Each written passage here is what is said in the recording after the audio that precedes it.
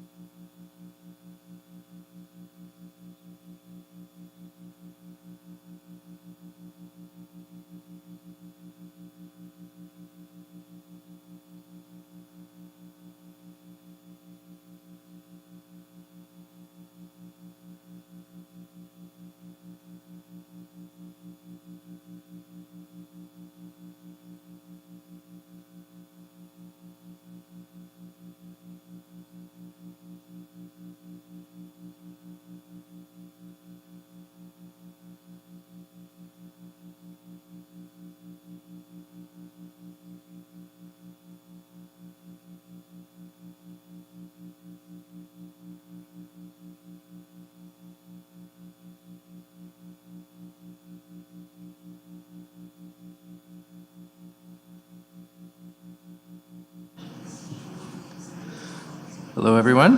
We'll call the meeting to order at 6:02. So can I get an approval of the agenda with the addendum? Moved by Councillor Tozo and seconded by Councillor Stevens. All in favor? And that passes. So due to the number of delegations and briefings tonight, so in the amount of public interest, I think we're going to move item 2 and 4 to the beginning of the business items so we can resolve them quickly before we move on to the longer item on the agenda. So we need a mover and a seconder, moved by Councillor Shaves, seconded by Councillor Stevens, and all in favor? And that passes unanimously. Okay, so can I get a confirmation of the minutes? Has everybody read them over? Moved by Councillor Stevens, seconded by Councillor Tozo. All in favor? That passes. Moving on, are there any disclosures of pecuniary interest? Seeing as none, so we'll move on to delegations. So each delegation will have 5 minutes and no questions to staff. Councillors have a maximum of 2 questions each. So can I have Jane Kirby as the first delegation?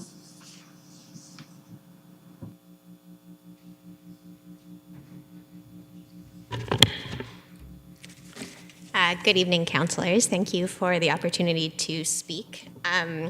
So I have done considerable research on this issue. I've written 2 articles on the Williamsville transportation study, and specifically the removal of the bike lanes, one for the Skeleton Press and one for this magazine. I am going to actually speak a little bit more personally tonight, though. I am a resident of Williamsville. I live on the stretch of Victoria Street between Concession and Princess, and to get basically anywhere, I need to travel on one of those 2 major roads. And my family, so that is to say my partner and my 4-year-old son, have decided to live without a car. We bus, we walk, and we bike to get around. And given that we cannot get everywhere our busy family needs to go on the bus, and getting a 4-year-old to walk can be challenging, cycling has become our major mode of transportation. I was shocked when I read the plans to remove the bike lanes from Williamsville, as we frequent these lanes, often with our 4-year-old in a bike trailer almost every day. And while keeping car traffic flowing appears to be a priority in all of the documentation to date, despite the stated commitments to active transportation and addressing climate change, there has been no evidence of serious consideration of either pedestrian or cyclist safety in any of these plans, and that's very concerning. The statements that have been repeated frequently during this process that confident cyclists can continue to use Princess Street, that's quoting from the project page, read as a slap in the face to me and my family. This summer, when I was doing interviews for my articles, the city staff told me that some cyclists prefer that there not be cycling lanes on Princess Street because it would slow them down. I'm going to say in the many conversations I have had with cyclists since publishing these articles, I have not met a single one who thinks that. But to the extent that these confident cyclists exist, I can tell you who they are. They are almost certainly men, and they are likely men without family commitments. What I am proposing is that this is an equity issue. The failure of the city to prioritize safety for pedestrians and cyclists is a failure to recognize that all kinds of people would like to use active transportation if they could do so safely and easily.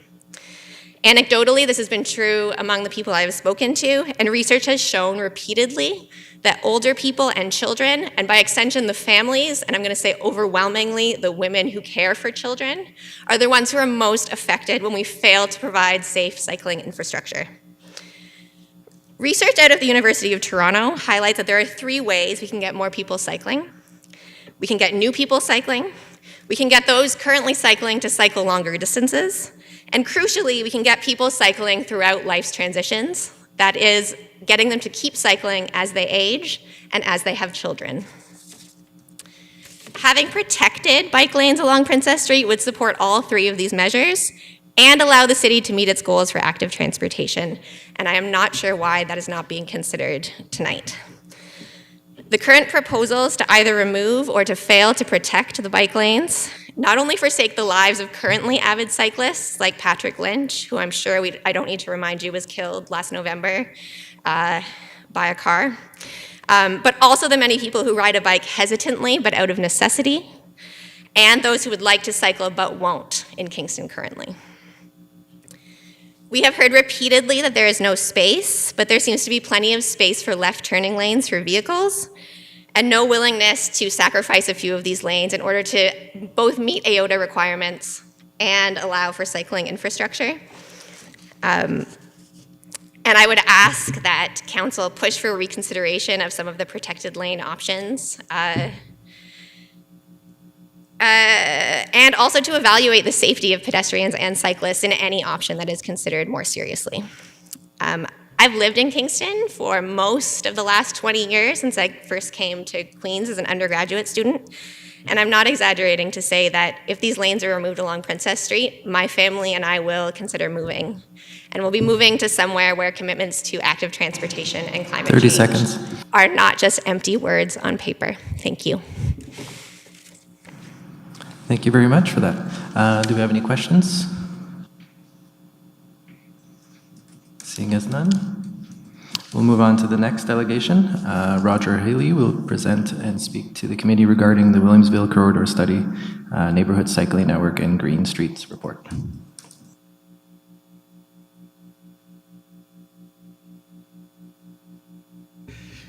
Thank you very much for allowing me to speak.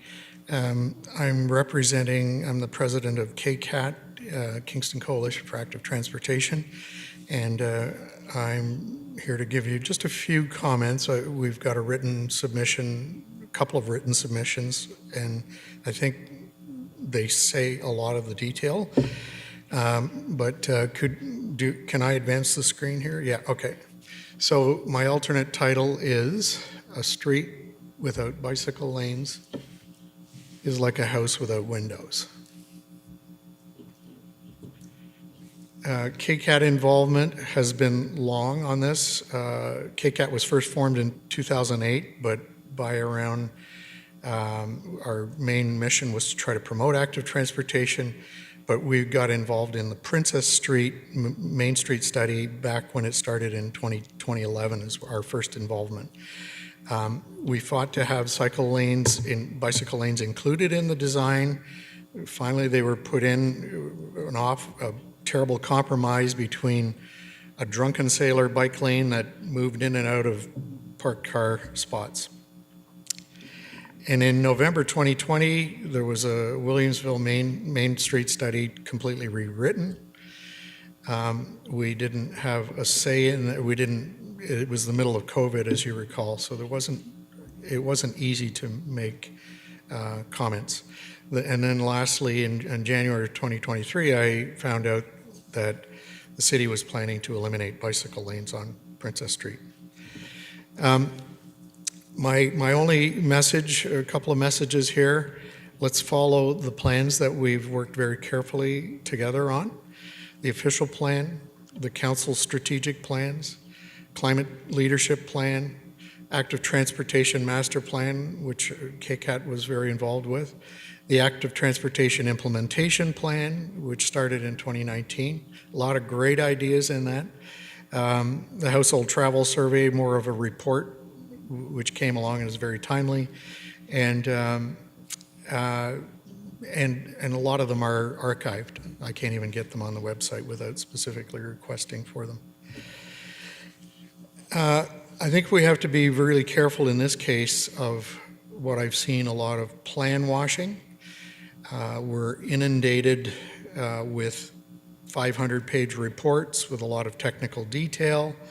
They're way too long and very difficult to absorb, and they're delivered to us about 3 or 4 days before the deliberations.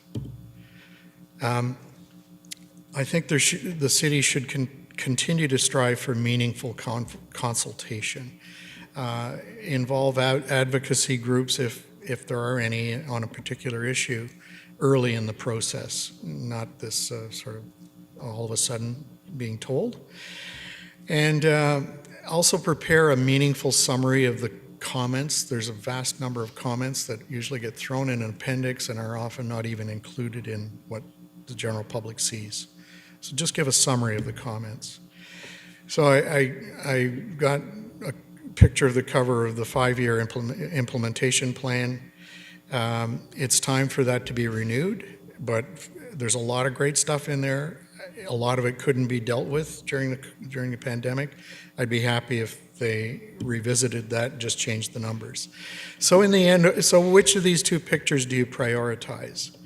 There, on the left, you have the glacier melter, you know, the big half ton, or you have in front of City Hall a couple of e-bikes that are very friendly. So there's a lot of other considerations, and I've just left this for the end.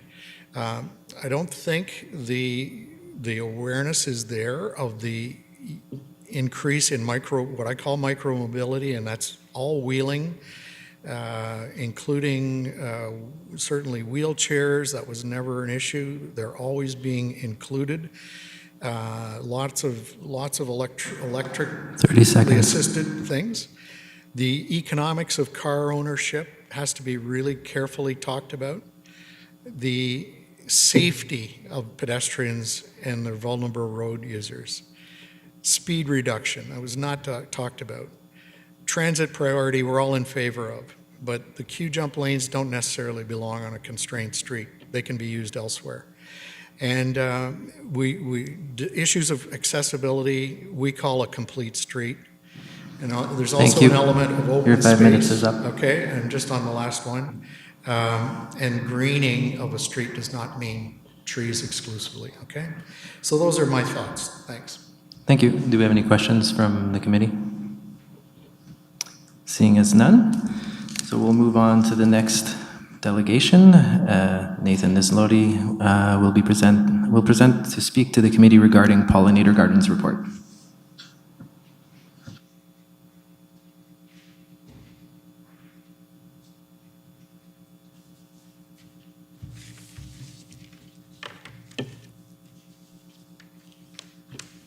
Sorry, I didn't expect to be lumped with the Williamsville people.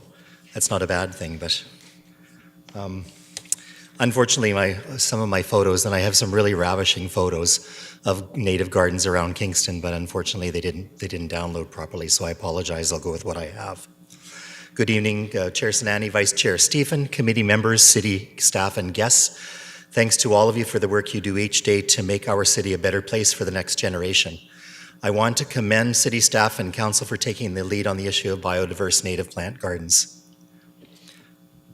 That's one that's missing, so let's just skip that for a while. As a member of the Thousand Islands Master Gardeners, I look forward to working alongside city staff to develop aesthetic and biodiverse demonstration gardens on city property that will act as sources of inspiration to citizens who are lucky enough to have private gardens, and places where those who don't may collaborate in producing public gardens.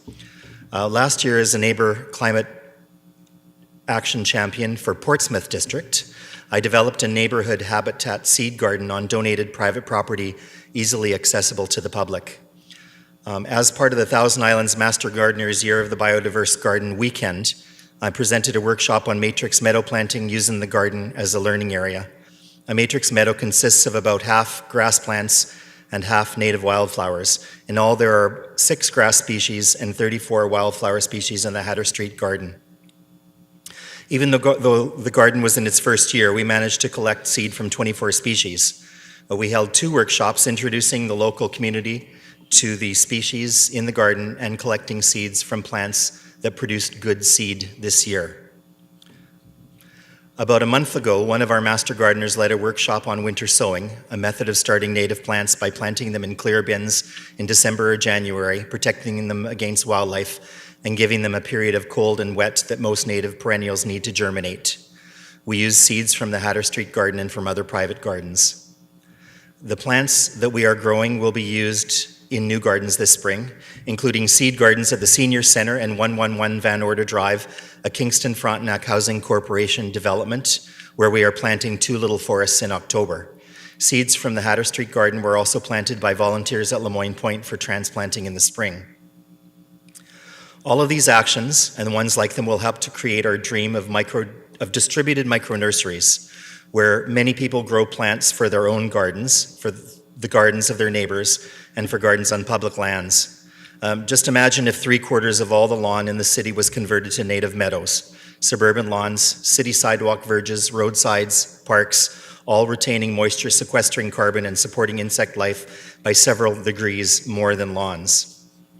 These meadows could be planted anywhere where there was sun, even if there was no gas or sewer lines below, even if the soil was compacted or shallow or sandy or clay or rocky or compromised by salt, even next to fences and foundations and walls. Imagine wet areas that receive the drainage from adjacent roads planted with Joe Pye weed and cardinal flower and ironweed. Imagine plants that can help to clean soil and water, plants that are beautiful. Imagine all of the trees in the city now surrounded in grass with soft landings underneath. And soft landings are the term for collections of shade-tolerant perennial plants grown under trees to keep the soil free from compaction and weeds. They are called soft landings because that's exactly what they do. They keep the soil moist and easily penetrable by millions of ground pupating moth and butterfly larvae that fall from our trees in Kingston each fall. Finally, imagine a city where these lessons have been internalized by its citizens. A city where every front yard looks more like this and less like a golf course. Lots of creatures would want to visit. People would want to visit too. Like the 1.5 million people that visit the Highline Garden in New York City, built on an old raised rail bed. There are many Kingstonians who are working to make this a reality. We welcome the city in joining us, in committing to work with us, and in committing to developing staff expertise to sustain our worthy and wide-ranging collaboration. Thank you. Thank you very much. Do we have any questions from the committee? Seeing as none.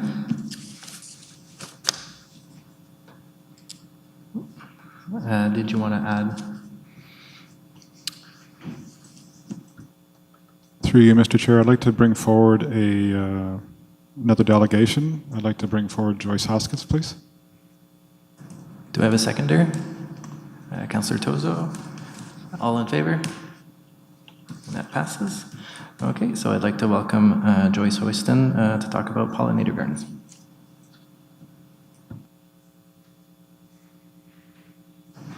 You have 5 minutes.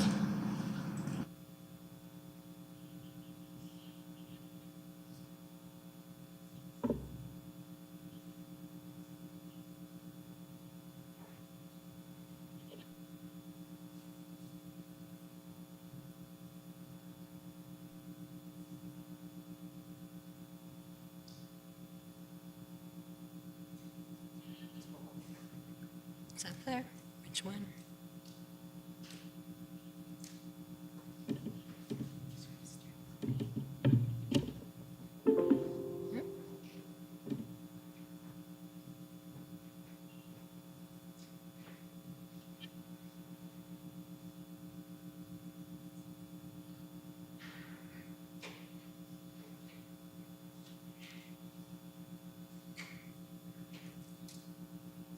I knew how to sing. I'd sing a song for the birds and the bees. And we need Nathan up here to sing.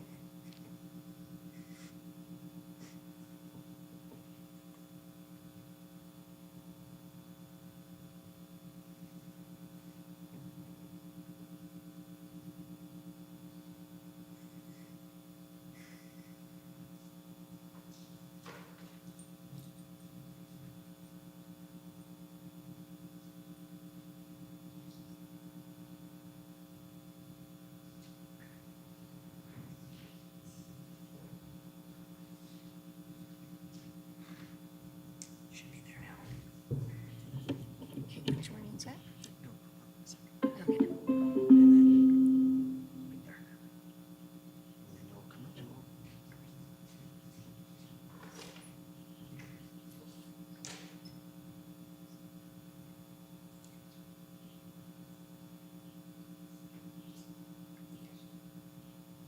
Sorry, could you make it?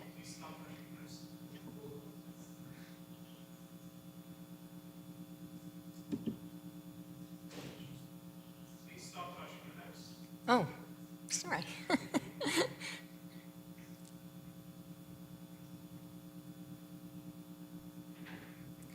Okay, 40% insect species facing extinction.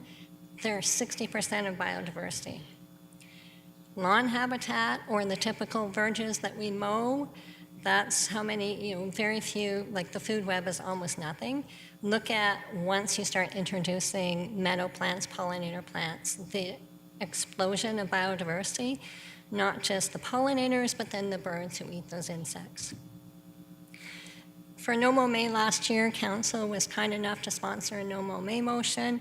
Master Gardeners, Thousand Island Master Gardeners jumped in and did a lot of educational support around that, including putting a No Mow May page on the website. This is from the Ministry of Hungary, we aren't the only ones trying to convert things. And so they're trying to convert their citizens, and you can see over time as we increase biodiversity, well, as we increase and rewild, what happens to the biodiversity. Ask a Master Gardener, every week we do an educational session. Once a month it's biodiversity, edible gardening, gardening 101, and climate resilient gardening. So we're all about education.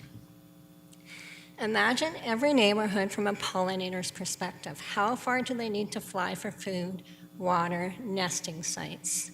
That's something like both on public lands and private lands we really need to start thinking about. So the start of this pollinator plan is awesome because it can connect into that.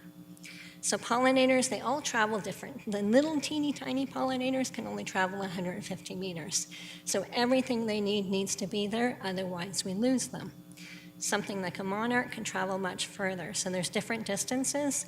And as we do a map, as we plant little pollinator patches, whether it be Sir John A., which is in the proposal, or in that neighborhood, can we connect people's yards into the pollinator patch that's happening on Sir John A.?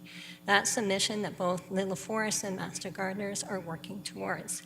And you can see the map on the right. That's from Lincoln Pollinator Plan, and the yellow spots are like more city-sponsored initiatives. The green ones are all the personal ones that are springing up as a result, thanks to that inspiration. Roadside enhancement. So a roadside is a corridor.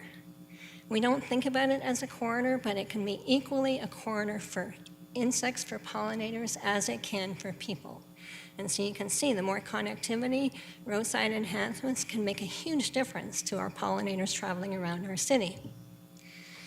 The urban matrix, this is Barry and Queen. I did a meeting with the developers of that building that's going in there, and you can see how there's very little there for pollinators or for any creatures. They're going to do a green roof, and they're going to do 100% native plants. And all of our ecosystem, we have ecosystems surrounding us that we can take inspiration from, that our native pollinators are used to foraging on, and that can thrive in our harsh conditions. AI generated, this is Barry and Queen again, with AI generation of the possibilities if we start thinking of even our urban center streets and what could be done. And someone mentioned shrubs and meadow plantings.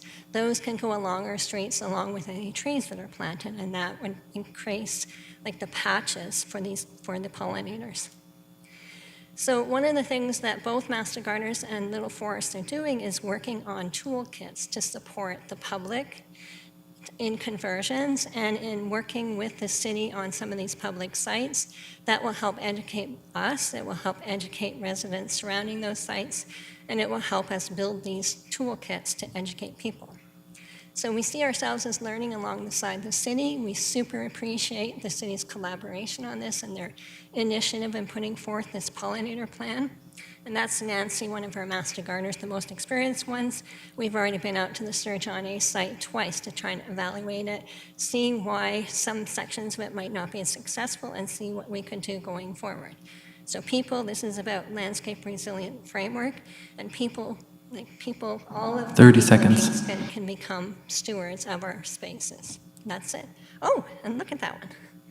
That as we do things like no mow May, leave the leaves, slow mow summer, plant all of these pockets of pollinators, garden for biodiversity, everything helps regenerate, which leads us to really true sustainability versus where we're at now. And now that's it. Thank you very much. Do we have any questions from the committee? Seeing as none, so now we will move on to business item 7B and then 7D, and then we'll bundle up the briefings with business item 7A. So can I get so this is a information report only about pollinator gardens, item B. Pardon? Oh, okay, so it's got a motion for recommendation. So can I get staff to introduce the report?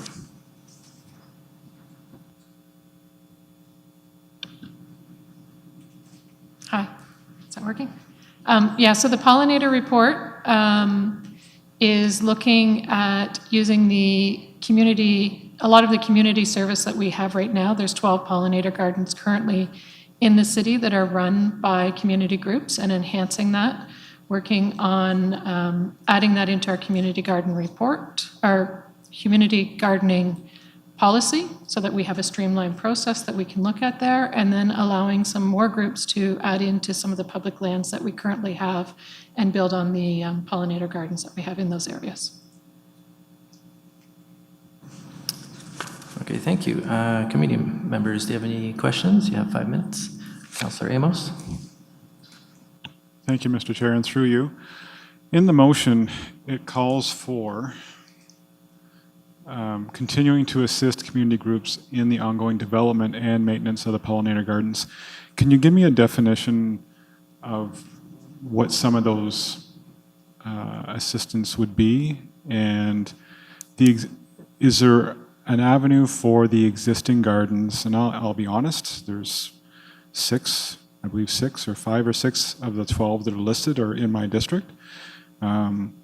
Is there avenues for further support for existing gardens for further enhancement through this motion?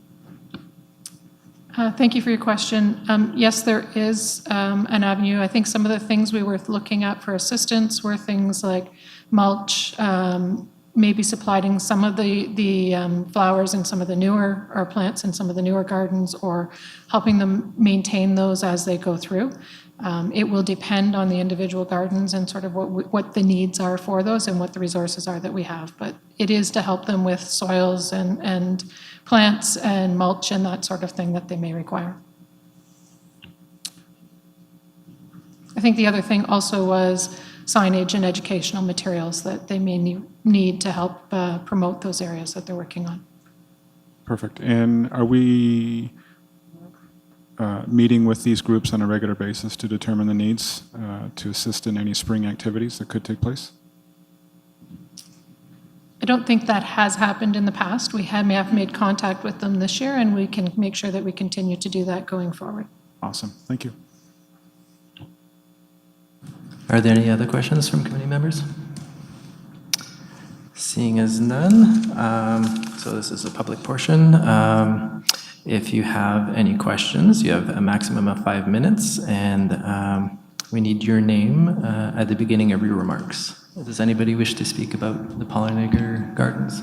And through you, Mr. Chair, I'll just use this opportunity for members of the public who are in the gallery. When you wish to speak, just raise your hand so we can identify you, and then you will be directed to one of the open mics, and we'll be able to take you from there. Okay. Seeing as none, is there anybody online? Nope. Okay, so now we'll move on. Can I have a mover and a seconder? Moved by Councillor Stephen, seconded by Councillor Hassan. All in favor? And that passes unanimously. So now we will move on to business item 7D, which is an update on municipal class environmental asset for the Kingston Regional Biosolids and Biogas Facility. Point of order. Yeah. We still have 7C, street patio program, or has that been moved? No, Oh, that we're one coming- is the same Oh. staff, so. Okay, so can I have staff present? Thank you, through you, your chair. Thank you over here. Thanks for the opportunity tonight. The report on the agenda is an update on the municipal class environmental assessment for the Kingston Regional Biosolids and Biogas Facility. There's no recommendation on the report. The purpose is just to come to EITP before there's a public information session in March. The report just identifies that we are in step 3 of the EA. There has been 2 concepts identified. The preferred concept will be selected ahead of the end of March public session. It details some of the information for those 2 concepts, but still doesn't yet identify what the preferred is. So we're just coming to EITP ahead of that public information session to make sure that there are some details shared. Thanks. Thank you very much. Are there any questions from community members?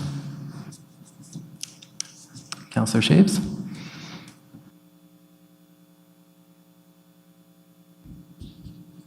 Thank you. So in regards to the report, page 712, option 1, alternate design concept 1. So with this concept, will it allow for more processing of the raw materials and a greater reduction of GHGs overall between the 2 options? Through you, Chair. Thank you for the questions. You're on the right track. Concept 1 includes a pre-treatment step before digestion, and that process is a combination of heat and pressure. And it is basically to extract as much or squeeze as much out of those raw materials to create a biogas as possible. But it does not mean that it's going to add more capacity to process. So it does not mean that more raw materials can go into that. It's simply a step beforehand to precondition the materials, heat them up with pressure before they go into digestion to extract as much gas as possible. Okay, thank you for confirming. Thank you. Any other questions? Seeing as none, so now is the public portion. Does anybody from the public wish to ask questions about this report? Please raise your hand. Seeing as none, so now we will move on back to briefings. So to allow Mr. Semple more time, we need a vote of the committee to waive a procedure bylaw section 12.21 to give him 30 minutes prior to the start of his presentation, or 30 minutes prior to he starts his presentation as per section 2.4. This requires a mover and a seconder and a 2/3 votes. Moved by Councillor Stevens, seconded by Councillor Tozo. All in favor? Did you vote, Councillor Ramos? Okay, that passes. Okay. Let's see, Mr. Semple.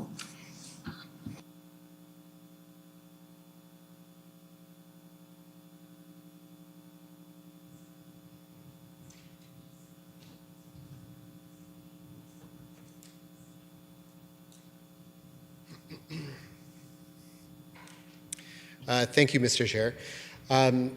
I'll invite staff to come up and fill in as well, just because we'll be prepared to answer questions afterwards. But while people are coming up, I'll just introduce the staff that are here tonight. So our Manager of Transportation Systems, Mark Dixon, is here. Our project manager, Hank Williams, is here, who's been involved in the project with myself for the past year and prior to that. And then we also have our consulting team from Dillon, who has been involved in the project since the initial phases of this was underway with the secondary plan in 2020. We have Maria King, we have Eric Stewart, and we have Rudy Rendell. So these members of staff will be here tonight to also assist in answering any questions after my lengthy briefing. Oh, Commissioner Joyce is also here.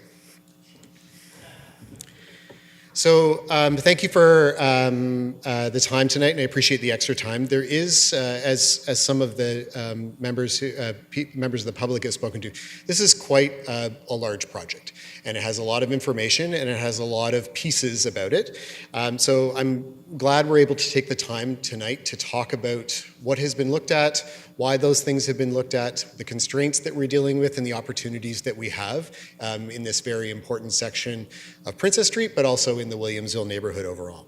So tonight I'm just going to provide a bit of a background about why we're here at this point of the study. I'm going to talk about the three main deliverables that are coming up from that. So the first is related to what the design of Princess Street could be and the alternatives that are being considered. The second is the neighborhood cycling network that's been proposed and the facilities that could be built to support that. And the third is related to the Green Street concept and the definition and the principles associated with that that have been developed over the last few months. So I'll talk about the design alternatives for Princess Street, can speak to some next steps, and I have this as optional in the agenda, but since we're doing it all at once, we'll do it all at once, then we'll speak to next steps. So a little bit of information just before we get into the Princess Street design component, or step one. There's a policy piece for why we're here. So there's a secondary plan that was completed for Williamsville in 2012. It was updated in 2020, and it contained a vision for what Williamsville would become and what the Princess Street corridor would be. So there are a lot of elements from a policy standpoint that we look at. We have the official plan, we have the active transportation master plan, the transportation master plan, all of those pieces that speak to how we're building, designing, and operating our transportation network. But the work that we're looking at right now, particularly as it relates to Williamsville and Princess Street, comes from the direction that was adopted in 2020 for the Williamsville Main Street study. And so there are a variety of policy pieces, which I've listed here. I won't read them all out, but I wanted to make sure that that information was available because it speaks to some of the elements and components that we have considered in the design of the alternatives and in the broader network that's being considered. So the vision, the guiding principles, the elements that speak to transit and the importance of the transit corridor on Princess Street, and some elements as it relates to the public realm design.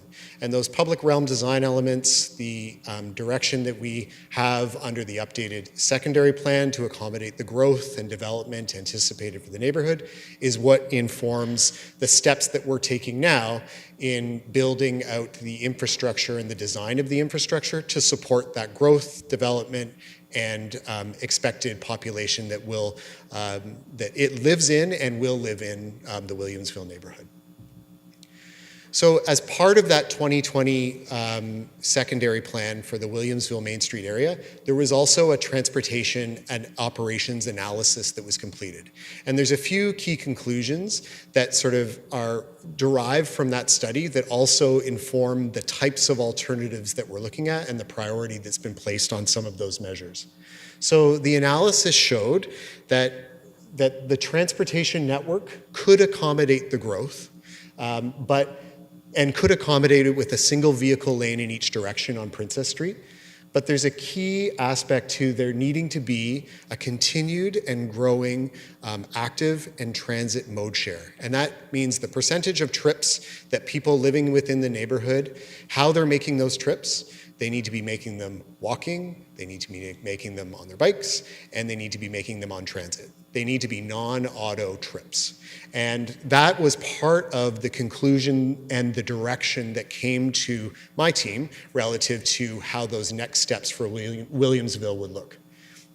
A couple of key findings in that operation analysis, though, is it's not possible, based on the space that we have available on Princess Street, for that section of Princess Street to be everything to everyone at all times. It can't be a high-speed, corridor for cars, and be pedestrian-friendly with a large pedestrian realm, and provide separated cycling facilities, and provide transit priority. There isn't space for that, and in fact, some of those modes conflict with each other in the priorities of how the city is setting itself up. As part of that direction as well, there's a note that there will likely need to be some compromises that are made when we're making decisions about what can fit in the space that we have. And so some of those compromises were laid out in 2020. It talks to removing turning lanes. It speaks to restricting turning movements at intersections, removing on-street parking and precluding the addition of any new on-street parking in the future, and limiting the dedicated buffered cycling lanes along the corridor and looking at alternatives. So this is the policy framework that this portion of the study that we're in right now set us up for. So the Williamsville Transportation Study is what we're talking about tonight. That started in 2022. And it started as a follow-up study to the updated secondary plan that I was talking about. It's reviewing the recommendations, the guiding policies for Princess Street, with an intention to develop a series of design and infrastructure alternatives that we could evaluate, to establish the preferred design elements that we would have on Princess Street from Bath to Division, and to increase the sustainable travel modes and accommodate a pedestrian-friendly corridor leading into the downtown area. It's meant to revitalize the corridor, to continue to support the planned growth of the corridor and the surrounding areas, and it also asks us to explore the neighborhood cycling network for the entirety of Williamsville, not just for Princess Street. So that's what the initial scope of the Williamsville Transportation Study was, but it's expanded since then. So then that's what the three main components are that we're going to talk about tonight. So we're going to talk about the design alternatives for Princess Street that were looked at for Williamsville and some of the constraints that we face in that section of Princess Street. We're going to talk about the network, the proposed cycling network for the neighborhood, and the facilities that we can build within the neighborhood to support cycling, regardless of what option is selected for Princess Street. And we also have used the opportunity to look at and develop the concept of what a green street is. So principles of what a green street is and how that could be applied to our neighborhood streets. Because we were having that conversation with the community. There's a direction to support green streets as part of the Williamsville secondary plan that's in the official plan. And this is an opportunity to integrate all of those elements together. So those are the three main deliverables that are before you in the information report tonight. No decisions tonight, just information, so we can talk about everything that is available and has been considered and answer any questions that the public and the committee may have. So, and I apologize, that is a little bit small, but I think it's important to understand a little bit of the process where we are as well. So the updated secondary plan was completed in December of 2020. We started the technical work for the transportation study in the spring of 2022 and began engagement with the public in early 2023 and in the spring of 2023. At that initial engagement, we brought forward Alternative 1, which we're going to talk about in a minute, and explain why that would be the concept that would best address the principles that the study was based on. There was a lot of concern that we heard from the public about wanting to understand what the other alternatives were, concerns about the removal of the cycling lanes, and a strong desire to understand what other alternatives would be possible and what those trade-offs would be. And so hearing those concerns, that's where we changed the study scope and extended the timeline so that we could do some more work. That included developing one of the other alternatives, Alternative 5, related to cycling lanes being retained on Princess Street into more detail so that we could directly compare them. It also, we expanded the bicycle concept to include what type of facilities we could build. So looking at different types of cycling infrastructure that could be built in the neighborhood to support that. And as I said, expanding the Green Street concept so that we could integrate those pieces as well. In October of last year, we held an open house and provided all of the information relative to those two alternatives, but also to the broader study as well, and provided summaries of that feedback. So we had a great turnout at the open house. We had great engagement online and received comments on all three aspects of the study, Princess Street, the bikeways, and the green streets. A summary of all of that engagement was provided in January, and we published the draft report, which is Exhibit A in your study, in the middle of January.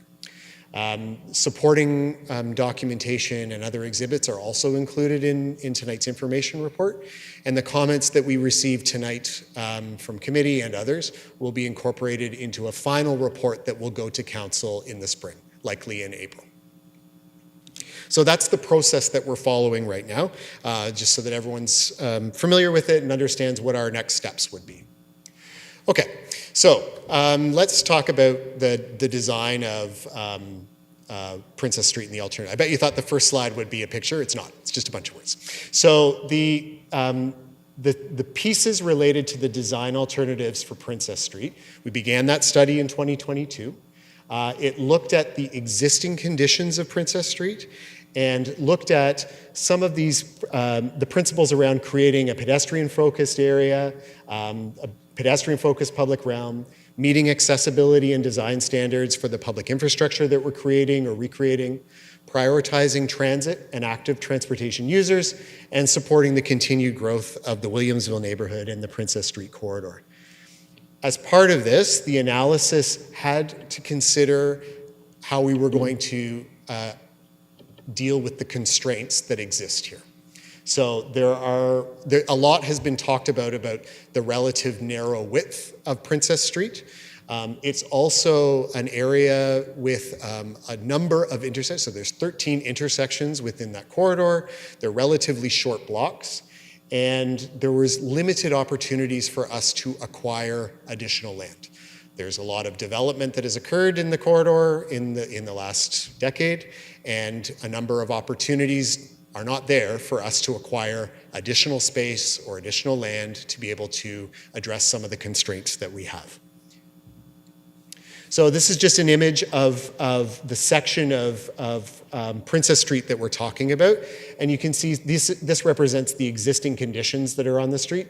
And you can see in the bottom left corner some discussion of the width of the roadway and the section widths of the right-of-way. It varies along the corridor. It tends to be, it's wider closer to Princess Street. We get a little more width back closer to Division, but the central section in particular is on average less than 20 meters. Oops, my apologies. So when we then are looking at the space that we have and building out some alternatives for what that cross section or what the street is going to look like, we had some design pieces that we considered for all of the alternatives. So looking at reducing the lane width for vehicles to encourage slower moving traffic and to maximize the space available for other amenities. Maximizing street trees and furniture to create a more welcoming streetscape and to build on that public realm that was spoken to in the policies. Having sidewalks that are at least 2 meters wide, and that's to recognize the number of pedestrians that should be in that neighborhood, that are in the neighborhood now and are expected to continue to grow with the development that occurs. Transit priority measures and where they would be appropriate for Kingston Transit, such that it could operate on what's called a 5-minute headway. And so what that means is, in the longer term, the frequency of service, so there would be a bus every 5 minutes. We need to build to that and plan and protect for that in the longer term. Right now, we run a bus between every 10 and 15 minutes, sometimes greater during peak periods. And to also look at the way that two-way cycling facilities to enhance cycling access. So those are the principles that we built and looked at building the design with.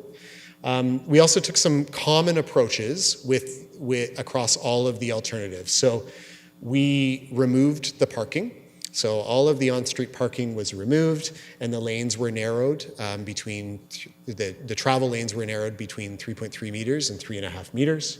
We designed to meet the AODA minimums where possible to make sure that we met the minimum width of the sidewalks that are needed under legislation. We used any additional space in the right-of-way for street furnishing and trees to build upon those public realm components that were identified as being so important in the initial study. We maintained or added vehicle turn lanes where modeling showed a benefit to transit operations. And we considered traffic signal changes where modeling showed a benefit to transit operations. So these are some of a visual of some of those common elements and some of the measurements sort of associated with those.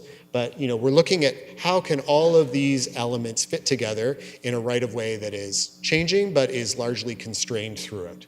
So the travel lanes, the pedestrian clearance, the pedestrian clearway, some buffer zones, the frontage zones, the cycling lanes, and the furnishings and plantings. How could all of these elements fit within the right-of-way that we were working with?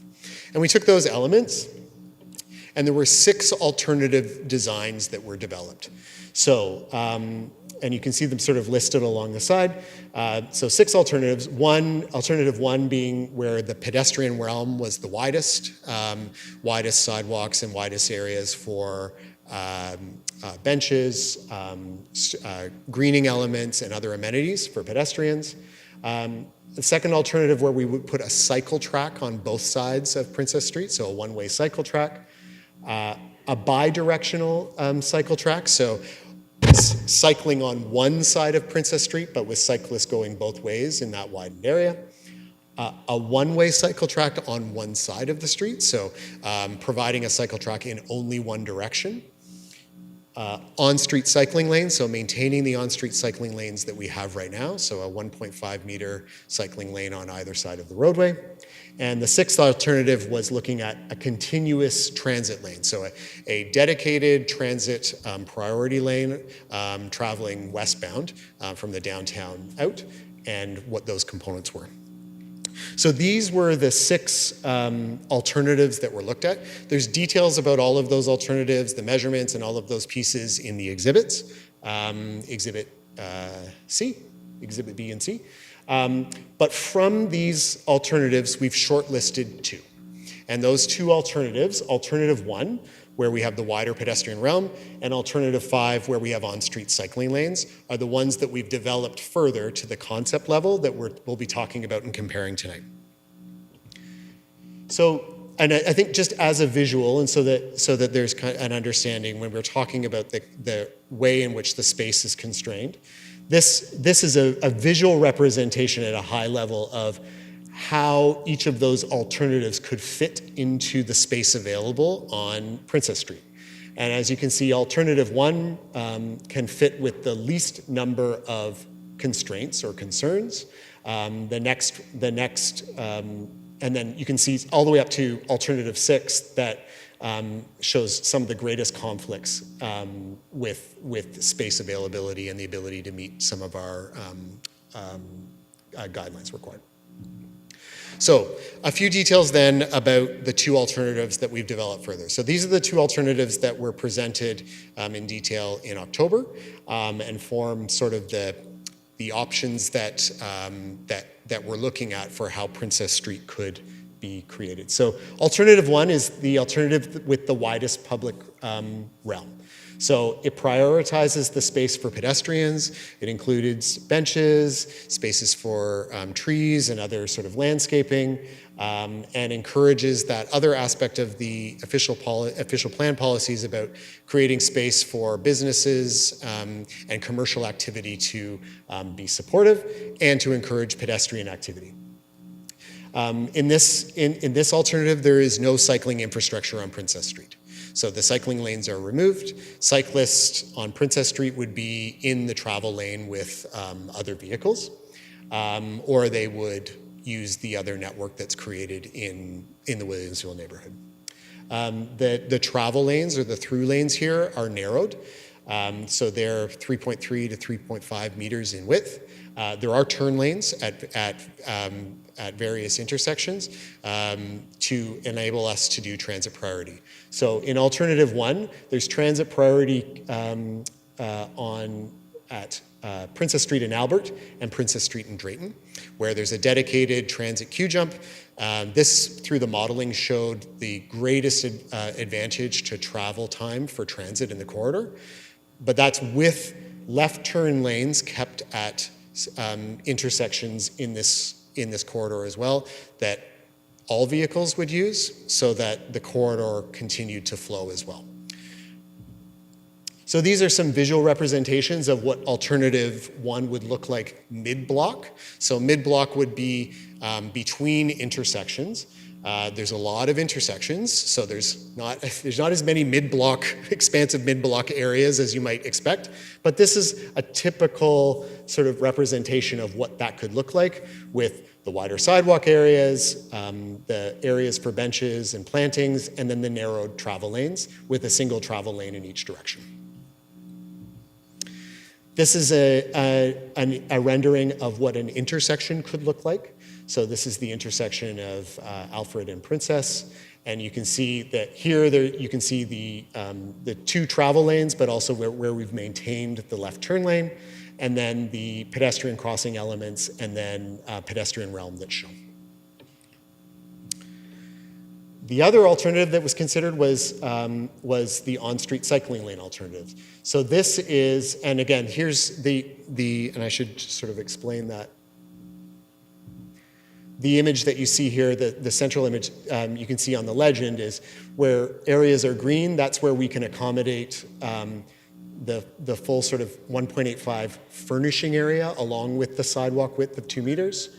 The yellow areas are where the minimum sidewalk width has been met, and then the red areas are where we cannot meet the 2 meter sidewalk and where we actually have conflicts that might be even less than that. So in alternative 5, in this alternative, the cycling lanes on street are maintained. So we have a 1.5 meters cycling lane, and where possible, we provide a 0.3 meter buffer, but we can't provide that continuously. It impacts the pedestrian realm in that there is not as many areas to provide benches or street trees or locations for other things like streetlights and other components that would fit in that area beside where the sidewalk is. And there are areas of concern, particularly around, well, certainly Drayton. Drayton's a concern for both alternatives, but the sidewalks between Macdonell, Smith, and the areas between Victoria and Nelson, are constrained in what we can provide in providing all of those elements. So we have limited greening enhancements, especially to the west. We gain more of it back as we get closer to Division Street. The through lanes are narrowed to the same narrowing as we talked about in alternative 1. And in this alternative, we do keep the left turn lanes so that we have traffic flow to support transit, and it includes both transit queue jumps as well. So the transit elements between alternative 1 and alternative 5 are the same. The difference really between these alternatives is how wide the pedestrian realm is, or if the on-street cycling lanes are retained. So these are some visuals of what so those same blocks could look like. You can see the travel lanes, the cycling lane beside it, it's at the same level, at the same grade, and then the sidewalk area, and then narrower public realm. The conflicts that we see through the corridor are most pressing at the intersections.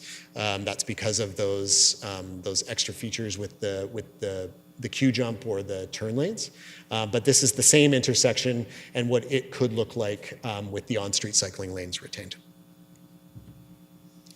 So just in thinking about then the two alternatives, I think and comparing those and understanding what the trade-offs are, so when we look at it from the policy direction of what's in the OP from the secondary plan, alternative 1 is most consistent with what's in the secondary plan. It prioritizes the pedestrian realm, and it gives the best opportunity for a pedestrian-oriented design, which is what's in the neighborhood's vision.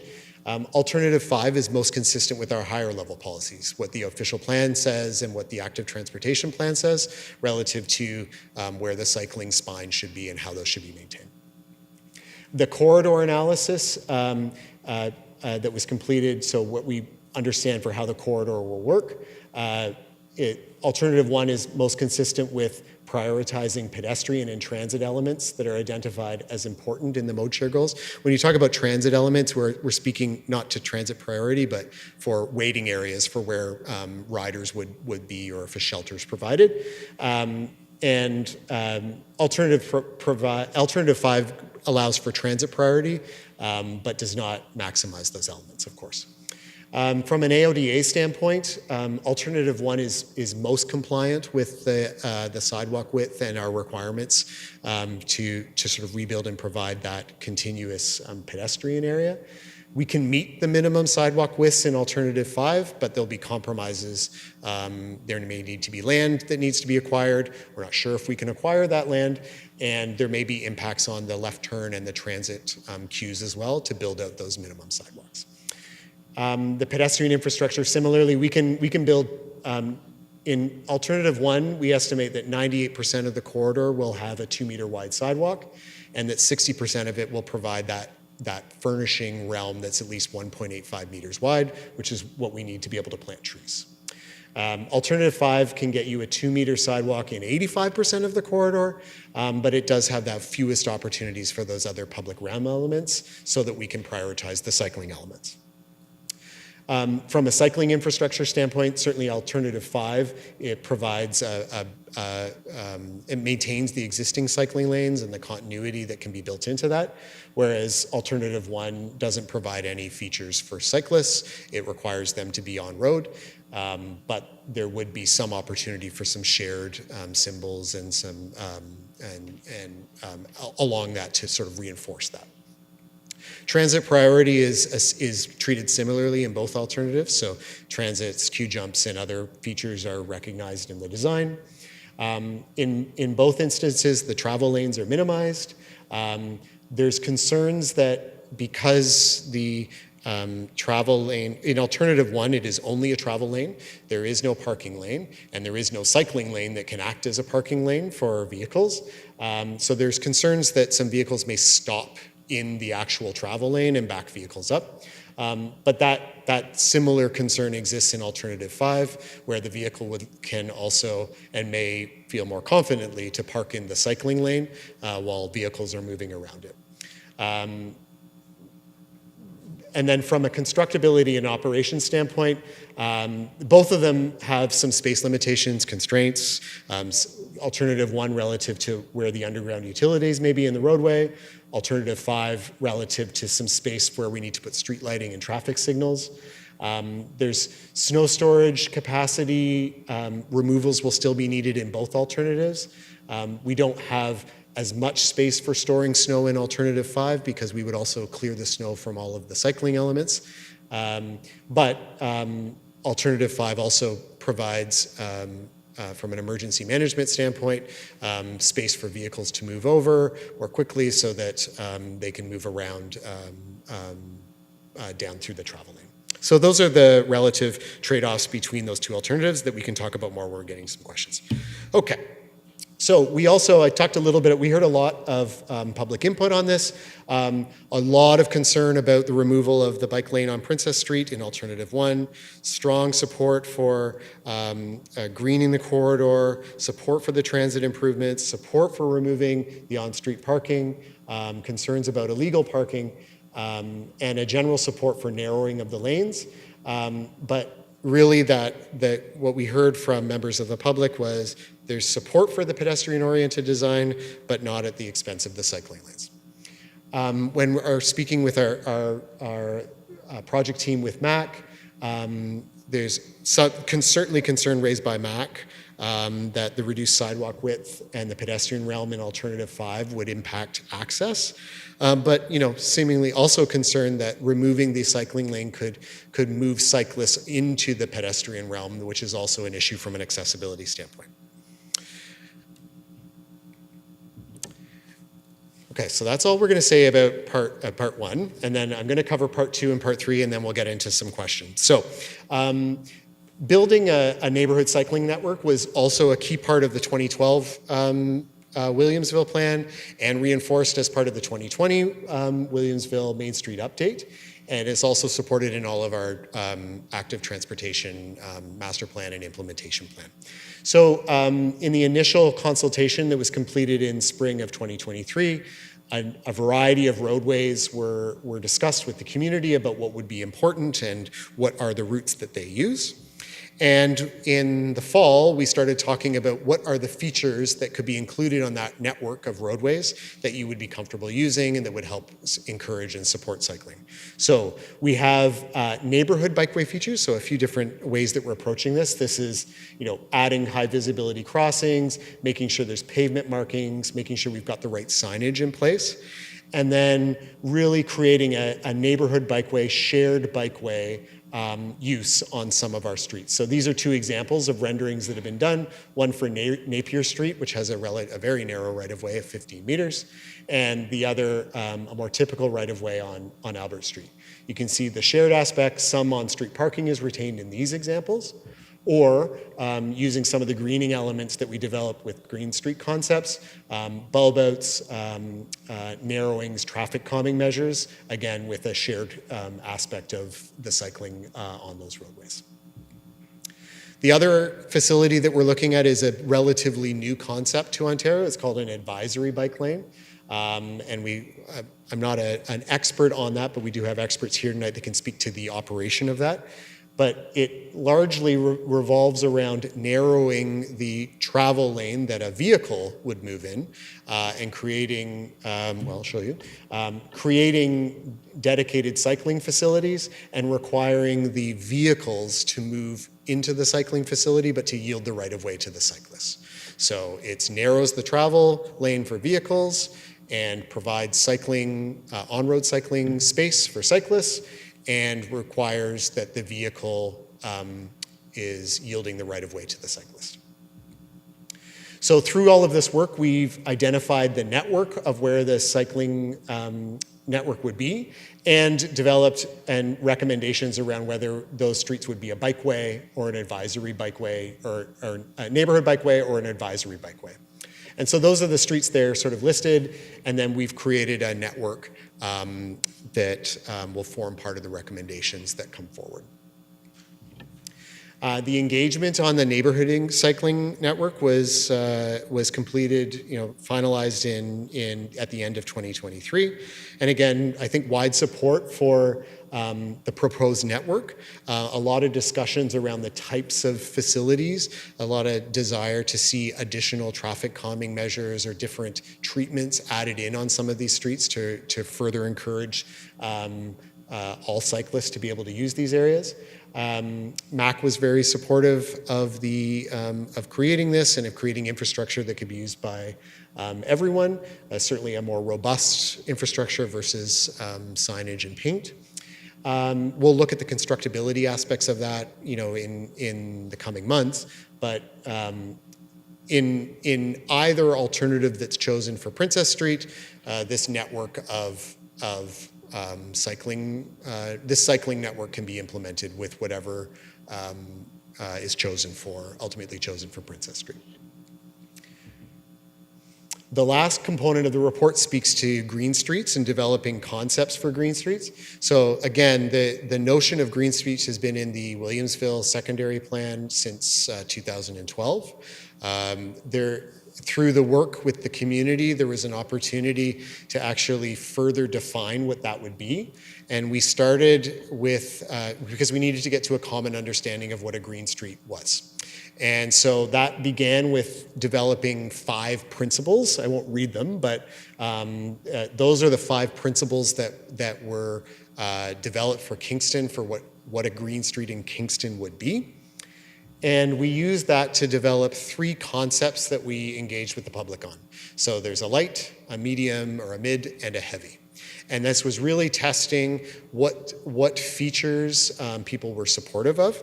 And so the light, as you would expect, sort of has less of an impact on the existing roadway. It involves bulb outs at either end of the street, some additional plantings where they can occur.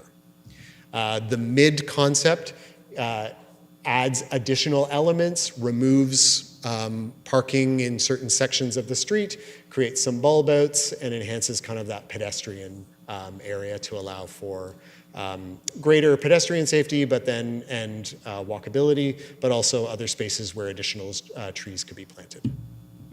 And the final concept, the heavy level, spoke to sort of all of those elements, but then also adding in things like a raised crosswalk or a raised crossing where pedestrians would be, and proportionally even more of the on-street parking, being removed so that those elements could be accommodated.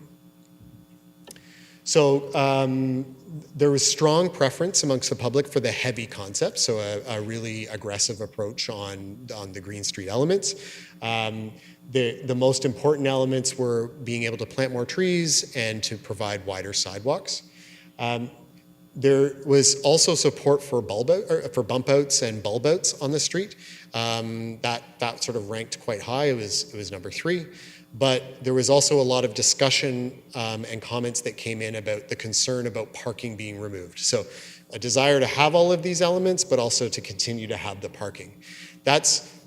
If you were with me for part 1, where we're talking about trade-offs and constraints, this is an important thing to understand and to consider and weigh. So the space that we would be greening is largely space where there is existing on-street parking. And so that is fine, but we just need an understanding of what that is, because if we implement at an aggressive or a heavy capacity, there will be an impact on the parking, and we need that to be understood so that we can proceed. And also with the understanding that we are not then creating parking elsewhere. So it's converting that parking into something else. These elements, of course, can be integrated in with our cycling network that we've talked about, and can all be supported in those ways. Okay, so that's where we end off. So we're at the next step section. We're going to, as I said, incorporate all of the input that we've received from that we'll receive from the committee, that we receive from members of the public, and we'll be bringing a report forward in the spring. We'll use the direction that's provided by council to finalize the design of Princess Street. We have a project in the capital plan to reconstruct Princess Street from Alfred Street to Division. There's a need to reconstruct that area. It also has provincial and federal funding that has a timeline associated with it. But we need to know what the overall design of Princess Street, what the concept of it is going to be, so that we can rebuild that section and then incorporate that into the other sections of Princess Street later. We'll be looking for direction on how the cycling network can be incorporated into capital projects and the ways in which green streets can be incorporated into capital projects. There is no capital funding approved for those aspects of it. That will be part of the discussion that would happen with council when we take the report forward to them. Okay, that's that. So with that, I'll I'll turn it back over to to the chair. And I'm going to move over there, but we're available for questions now or at another time. Thank you very much for the report. Are there any committee member questions? Councillor Tozo? Thank you, Mr. Chair, through you. I've got several questions. First is on a portion of the report. You mentioned that if we did that option 5, that we would require land acquisitions to meet with our AODA requirements. Can you elaborate a bit more on what type of land acquisitions, dollar values, or what that would look like? Thank you for your question. So and I'll just make sure I'm not speaking out of turn. So there's a minimum requirement of 1.5 meters for sidewalk width. We're looking to create a 2-meter sidewalk in this area, given the pedestrian volume that we would expect. So when we're talking about meeting the AODA requirements, we're trying to meet that 1.5 meter. There may not be sufficient land to provide that in all areas. As an example, in the area around Drayton, the available sidewalk width could be less than, say, a meter on publicly owned land. So there's ways that we can do that. We can acquire land directly from a neighboring property, or we can work with the development that's coming in so that we can get an easement or a right-of-way across those pieces in order to maintain that access in the long run. The challenge we have in Williamsville is a lot of development is underway or is approved. And so opportunities to acquire land are more limited given what is already being built or what is approved to be built.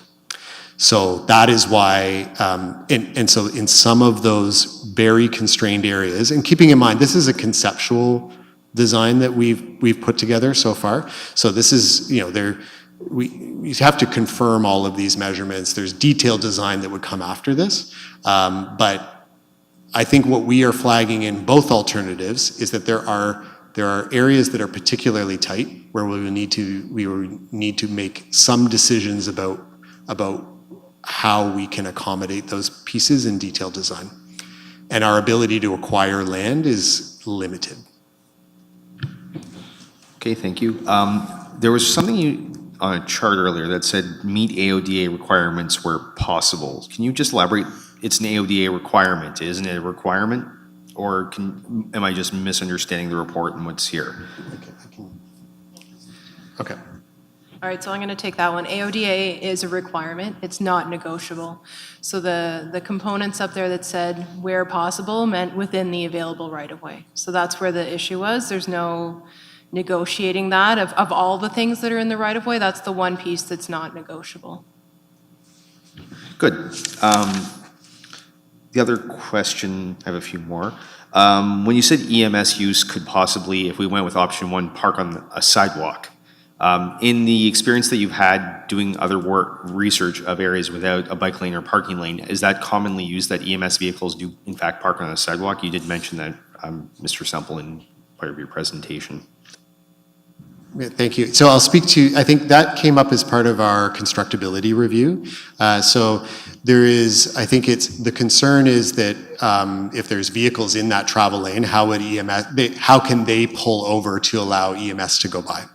And so some of the considerations for that is there may be a mountable curb rather than a barrier curb. So a mountable curb that other vehicles would pull up to allow EMS to continue through. There's also concepts of you would develop an alternative route.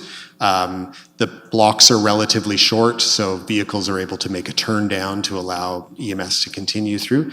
Those details would need to be looked at further, but it's a fair consideration in that in alternative 5, the vehicles could pull into the cycling lane to allow EMS to go by.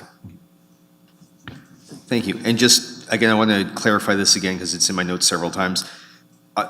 Any option, we're meeting our AODA requirements as a city. That is not a non-negotiable, certainly for me, but it's non-negotiable for the city. Is that correct?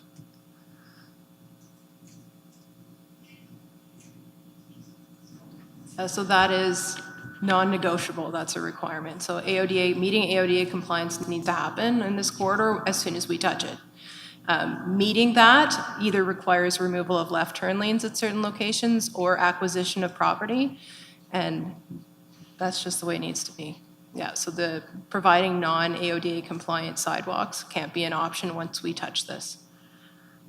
So I found that language a bit ambiguous in the report. I don't know if the other councillors felt that as well. Okay. So what kind of delays are we talking about with eliminations of left turn lanes? Because you did talk about, the report does talk about some delays in traffic without left turn lanes. Like how much time are we talking about? Or is it still in the preliminary stage where we wouldn't have any estimate based on that? Or have we done any modeling on that? I'll take that question. That's about 3 minutes of delays for vehicles and transit for buses. 3 minutes in the westbound direction during the PM peak hour. For buses and vehicles, yes. Okay, thank you. Any other questions from committee members? Councillor Stephen? Thank you, Mr. Chair, through you. Thanks for that lengthy briefing and all the work that's gone into this so far. I know your team's been working very hard. I just have one question. So for alternative 1, could cyclists somehow be prioritized at intersections? Like I'm trying to visualize this and short of having a VR situation, it's kind of difficult. So are cyclists, I understand they're in with traffic, with buses and whatever cars are left over from people who aren't switching their mode share or their method of travel. So are they cyclists queued up with cars, like at a stoplight, for example, or is there a way that they have, I don't know, just a slip lane or something? Thank you for your question. Cyclists would travel in the same lane as vehicles.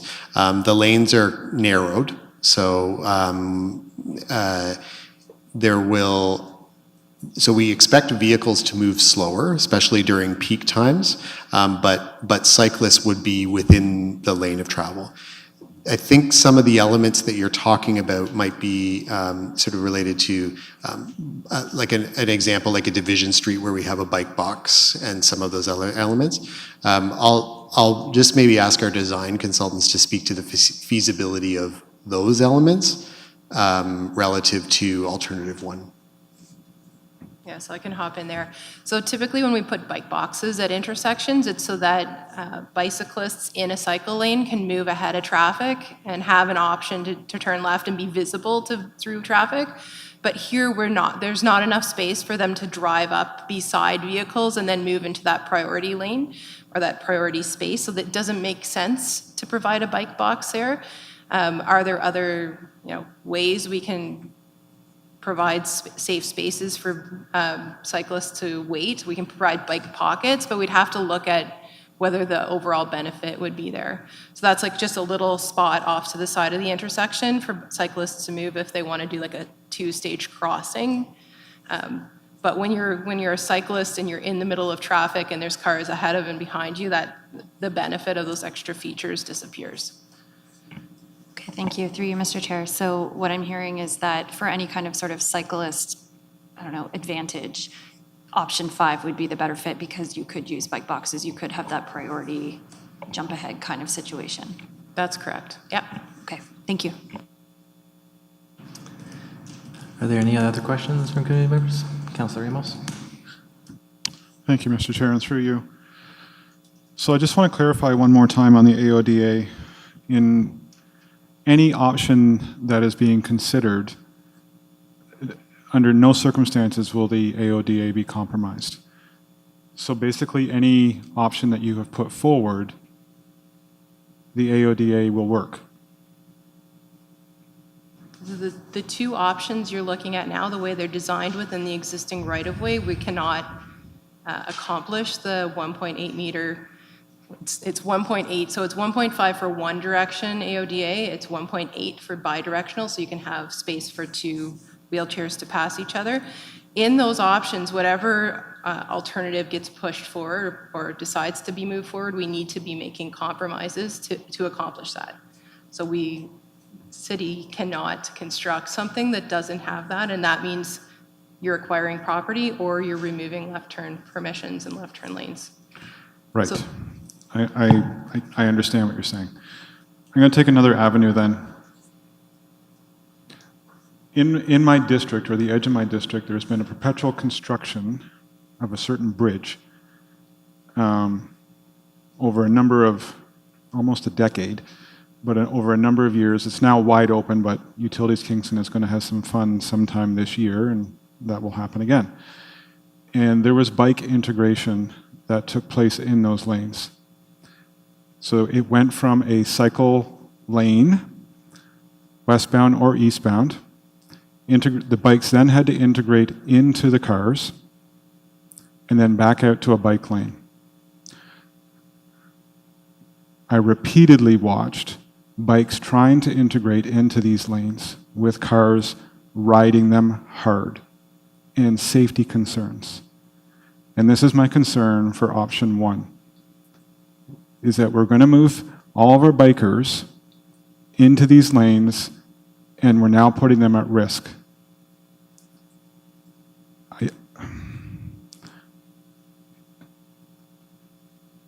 Based on volume projections for Princess Street and the data you're bringing forward, are these safety concerns able to be addressed in option one?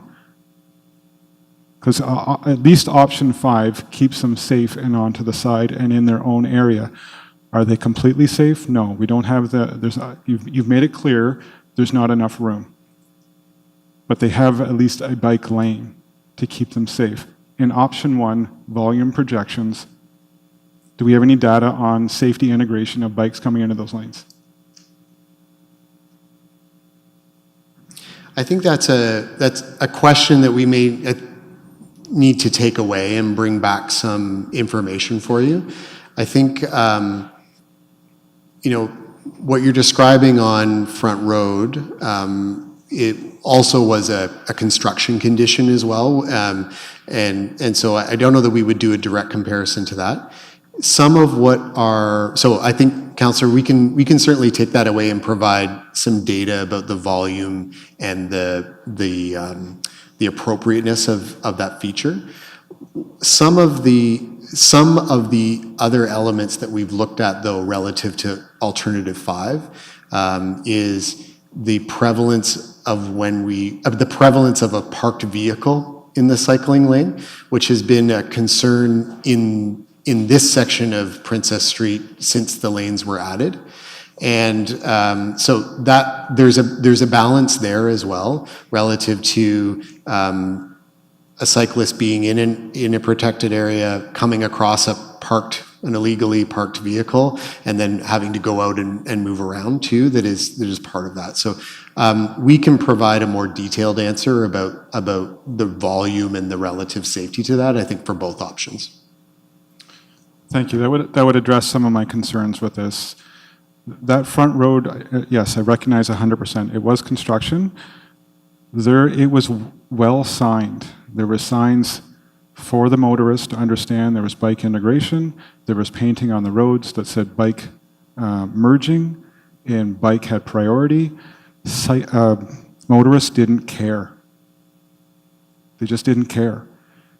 So this is my concern about going with option 1, is we're going to have a number of cyclists that are potentially literally taken their life in their hands with no protection at all. And in a high volume area, we've all traveled on Princess Street, whether it's rush hour or non-rush hour or event, whether it's major events happening downtown, Princess Street gets jammed up. Throw a cyclist in there, right in with the cars, we're going to have issues. Did I read in the report that there was a possibility that we are eliminating lights or we're adding more lights into this corridor?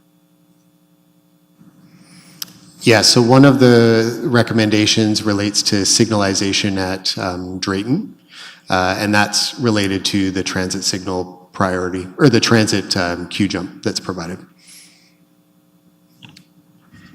Will there be a removal of lights in any of the intersections to compensate for that? The reason I ask, and I hear this all the time, Kingston has lots of lights. So to have any sort of flow, either for cyclists or motorists, and we're now adding another light, another concern. Yeah, thank you for your question. So no signals are anticipated to be removed.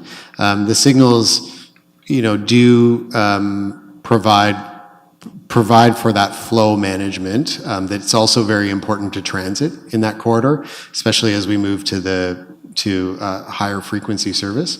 The transit queue jump components, as Mr. Stewart talked about, is a 2 to 3 minute time savings. When a bus is coming every 5 minutes, that's very important. So that particular signal at Drayton is important for that westbound direction. These are the locations where we provide signalized or pedestrian crossing as well. So the pedestrian crossing aspect of that is an important component of those signals too. Understand, fully agree with that statement. I think that's it for now. Thank you for the report. It was very lengthy, detailed. It was good, thanks. Are there other questions from committees? Councillor Shaves? What's all that snickering about? Thank you for the report. I got several questions, more than the other several. So, first, with the removal of on-street parking along Princess Street, how would this affect deliveries to the businesses along Princess Street? So with the removal, so the on-street parking on Princess Street would be removed. The expectation would be that any parking needs, short-term parking needs, would be accommodated on the side streets.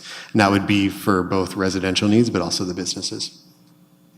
Okay, that goes into my second question. Is there a plan to increase on-street parking, off-street parking along Princess Street and/or related side streets?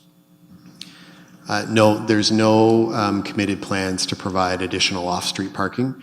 And I think as part of, you saw in my section 3 of my lengthy report, is there likely is additional on-street parking removals on the side streets if Green Street concepts are applied in that area. But there is no committed plan to provide additional off-street parking from a public capacity. That can be built into developments, but not in current plans. Thank you. Sort of touched on, but on page 9 of 25, would it not be difficult for both vehicles and cyclists to share the road if it is reduced? Sorry, could you repeat the question? I just missed part of your question. Would it not be difficult for both vehicles and cyclists to share the road, Princess Street, if it's reduced? Yeah, so I think that's a part of what we've been talking about, where the cyclists and the vehicles, and I think Ms. King spoke to it, is they would not travel side by side. It would be a cyclist in between cars traveling down that roadway. Is that correct, Ms. King? Yeah. Okay. I know on page 9 of 25, second paragraph, I think it mentions about separate lane, but or illegal parking of drivers would probably park, if there was like a dedicated bike lane, as you touched, there's probably illegal parking. And would it not be if there was a barrier separating the cyclist, that would alleviate that. Is there room for that? Generally, no. So it's a painted on-road cycling lane. There is not a plan for or space for buffered where bollards like you would have seen on Johnson and Brock Street. And I think also relative to the relatively short nature of the blocks, we'd have to transition in and out of those buffered or bollard areas relatively quickly. So you might get 4 bollards, and then we'd be heading back in as we're kind of coming back into an intersection. I think that's fair to characterize it in that way, Yeah, Ms. that's King? correct. We're most constrained at intersections. So in between where we've got turn lanes, if we maintain them, it would be challenging to provide a physical barrier, but you're correct. A physical barrier like a raised curb or some sort of flexible bollard, which are not ideal, but that would provide some sort of protection to prevent vehicles from moving into that space. Between the two options, which one is more compliant with the AODA?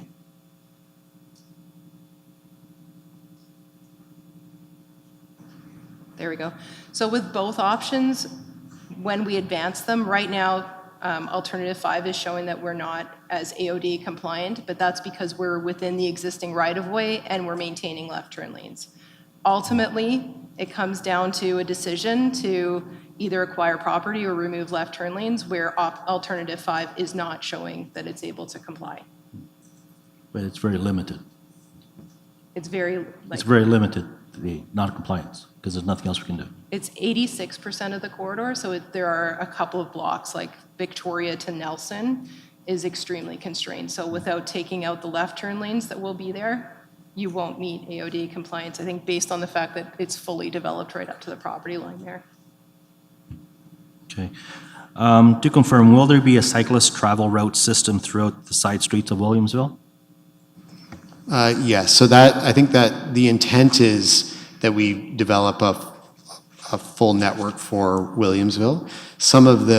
There's certainly, we would create excellent connectivity north and south between Williamsville and Queens and other communities and other use destinations to the south. There is not as good an east-west connectivity, right? That's the importance of Princess Street that's there. It's the only street that travels in a continuous fashion through there. There are some alternatives with using Park Street and Mack Street and on the southern section in particular that allow for that to be created, yes. Okay. Does the city have a legal requirement, obligation to follow the AODA? Yes, we do, yeah.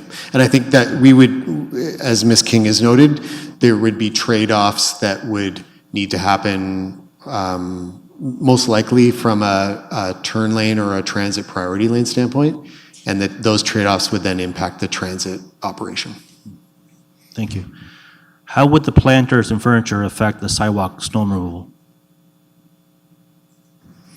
So in speaking with our Public Works colleagues, so there's, between the two alternatives, there is more snow storage available in alternative 1 because that public realm area is where the snow would be stored and then removed. In alternative 5, they would also need to they would plow and remove the snow from the cycling lanes, of course, and the storage area, is much less because you would be abutting either the sidewalk or a very narrow public realm aspect of it. So there is more snow storage available in alternative 1 under the current design that would allow for removals. Removals in a more predictable way. Alternative 5 would require additional removals or more scheduled removals in order to keep both the cycling lane clear with the snow storage available. On the same notation, would the street snow removal be easier with the removal of the on-street parking? Yes, I think we also plow the parking lanes, so we don't use those as snow storage. They can function as snow storage during the initial snow clearing, but we as a city also need to plow the parking lanes into then a snow storage area. So the on-street parking is temporary snow storage and then are fully cleared afterwards. Thank you. Not sure if, in regards to the green, mid, and heavy concepts, I'm not sure, with losing of parking on Princess Street, I'm not sure we could actually afford losing on-street parking along the side streets. Would that be correct? Yes, so this is why I brought it up a lot in the presentation, is that we're not adding parking places. These are concepts that are being considered for Williamsville overall. There are real benefits to the Green Street concepts that are consistent with council's strategic priorities and consistent with all of the plans that are in place. But there needs to be an understanding that will come with on-street parking removals. Thank you. In regards to the green heavy concept, raised crossings was mentioned, not in the other two. So could they be used in all three concepts? Yes, so I think there are some elements in each of the concepts that are somewhat interchangeable. So raised crosswalks can be included in other concepts. Yep. Thank you. I think that would add to the safety.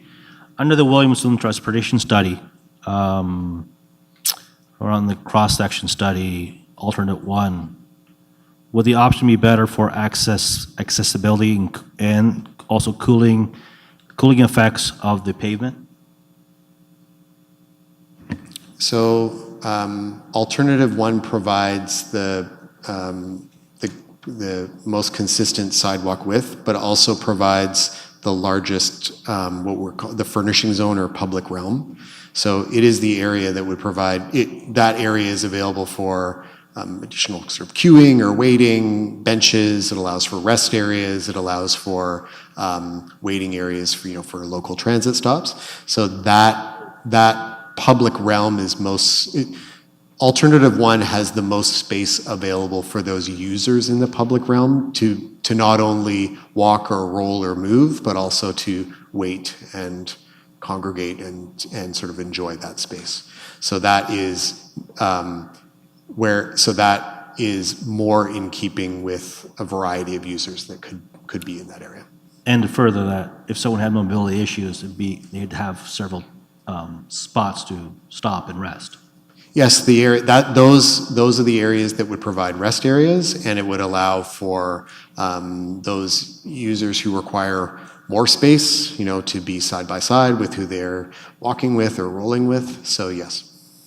And this is the only option which has vegetation along the sidewalk, right? Which would cause a cooling effect. So it's the option. So alternative 1 is the option that provides the most ability to provide greening elements.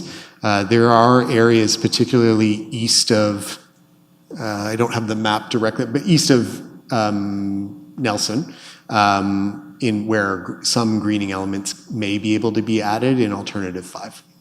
Okay. Here's a question. What's the possibilities of removing some of the traffic lights and putting in roundabouts?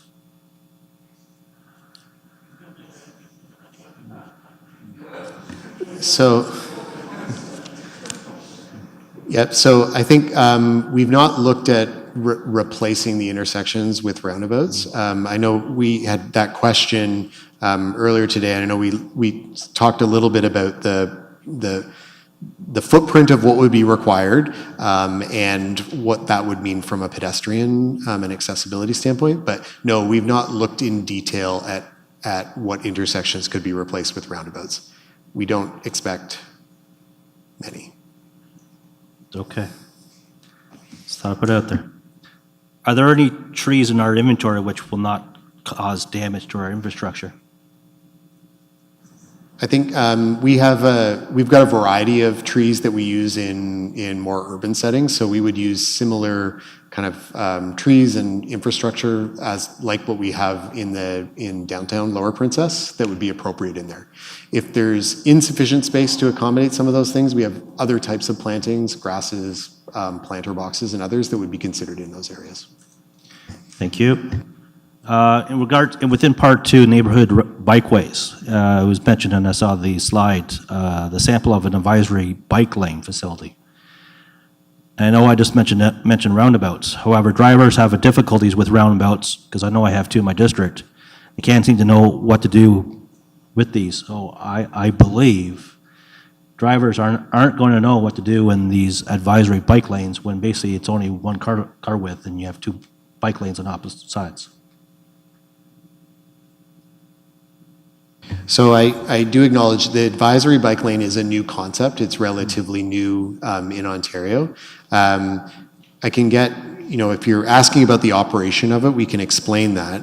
But I would say in general, with any new concept that becomes available to us as part of our toolkit that we can use in Ontario, it requires education, it requires monitoring, and it requires enforcement. But if we are to move some of these elements forward and to deprioritize motorists and shift the priority to our other users, we do need to use and begin using these tools. It's similar to the way in which the city is beginning to use the pedestrian crossovers that are a relatively recent tool that we have available to us versus only using signals to cross. So it is a new concept, but it's a tool that is available for us to use that allows us to prioritize cyclists on those roadways, and we've studied it and it looks appropriate. Thank you. Last question, maybe. Under the section green streets, are we using these concepts in new development?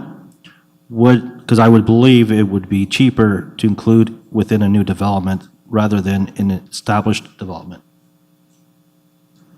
Yes, so we would, we can use these for both new developments and redevelopment. I think the intent would be to have these concepts available to our engineering team such that when a road is being reconstructed, we could look to see what level of greening, what green concept could be applied if it would be appropriate, but that also can be a component of what's discussed as part of development in subdivisions or in new areas. Thank you. Thank you. Any other questions? Councillor Hassan? Thank you, Mr. Chair, and through you. Mr. Ian, can you elaborate about when you mentioned that for some of the challenges we're going to have, it's going to require probably more land.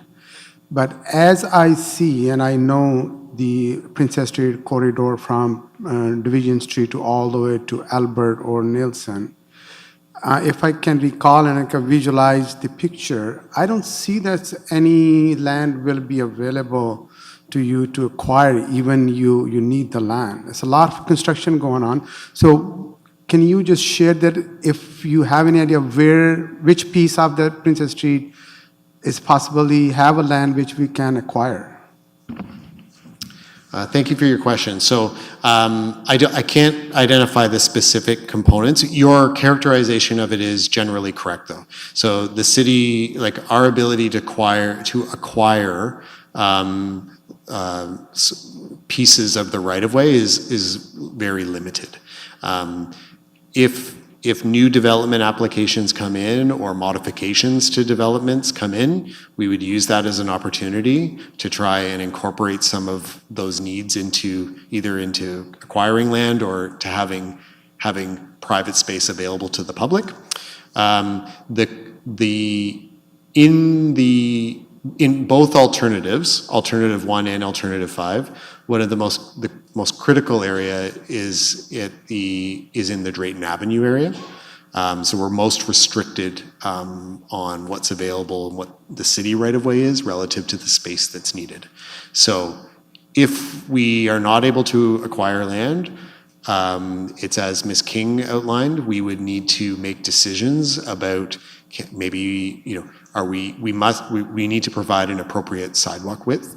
What needs to be removed at that point? Is it narrowing of the amenity space that's available? Are we not able to accommodate a signal there anymore? Is the transit priority lane removed? We would need to understand what those components are. But that would likely occur in the detailed design stage. In your opinion, during this study, did we include the businesses on the Princess Street during the consultation or public consultation and the study period? Did we present these both plans to the business community as well, what they think about it? So not directly, but as part of the secondary plan, I know the business communities, I know the businesses, and I believe the chamber were involved in discussions as part of the Williamsville secondary plan completed in 2020. And all of the contacts that are available, I think those that are interested in the project, it was widely shared with the community association and through news releases so that they could be involved. And the last question is maybe to Ms. King, that in your expert opinion, which plan is more family friendly and the kids friendly can be to, so family can walk, and they can use, they can rest, they can enjoy, and it seems to be, let's put it this way, and provide more beautification to that corridor for the tourism purpose. Okay, so this is, family-friendly isn't exactly a technical piece that I can comment on. If you're asking me about where do we, obviously Alternative 1 has the greatest potential for beautification, right? Alternative 1 provides when we look at pedestrian space, we are looking at space that benefits every single person. Every person is a pedestrian first and a cyclist or a driver second. So that is, Alternative 1 provides that. In terms of options to move families, Alternative 2 is, you're not, I'm a parent, I'm not going to put my 14-year-old in a shared lane on Princess Street, but I will use the neighborhood bikeways to get to my destinations. So it's a decision. Thank you. Okay, Vice Chair Stephen, could you take the chair? I have the chair. Councillor Chinani, go ahead. Okay, so I have a few questions. So with, I guess the expected result would be, in the future, would be that there would be reduced traffic in the long run. So would removing turning lanes, if you were to compare it to right now, and say 10 years from now when you would expect less cars traveling, would there be a change in transit times that you would expect if there were less traffic, as we're hoping for? Director Stump. Thank you. So I'm going to maybe just preface this, and I'll ask Mr. Stewart to speak to that. So, because I think it's important to understand, I think what the volume of vehicles, how that's been modeled. I don't know that there's a reduction. Is that correct, Mr. Stewart? So with regards to the reduction in auto traffic, that would happen because we're having increased active transportation and increased transit usage. But some of that, so that would result in lower auto traffic demands, but that is somewhat offset by the increased development that might be happening further out in the city where we don't have as much transit service, we don't have as much active transportation to those areas. So it's kind of a wash in the end. It's kind of a net, there's some decreases for existing traffic, but increases in other traffic. Ideally, but to answer your question directly, if there was lower traffic volumes in the corridor, that would be an improvement. I would expect that to be an improvement for transit.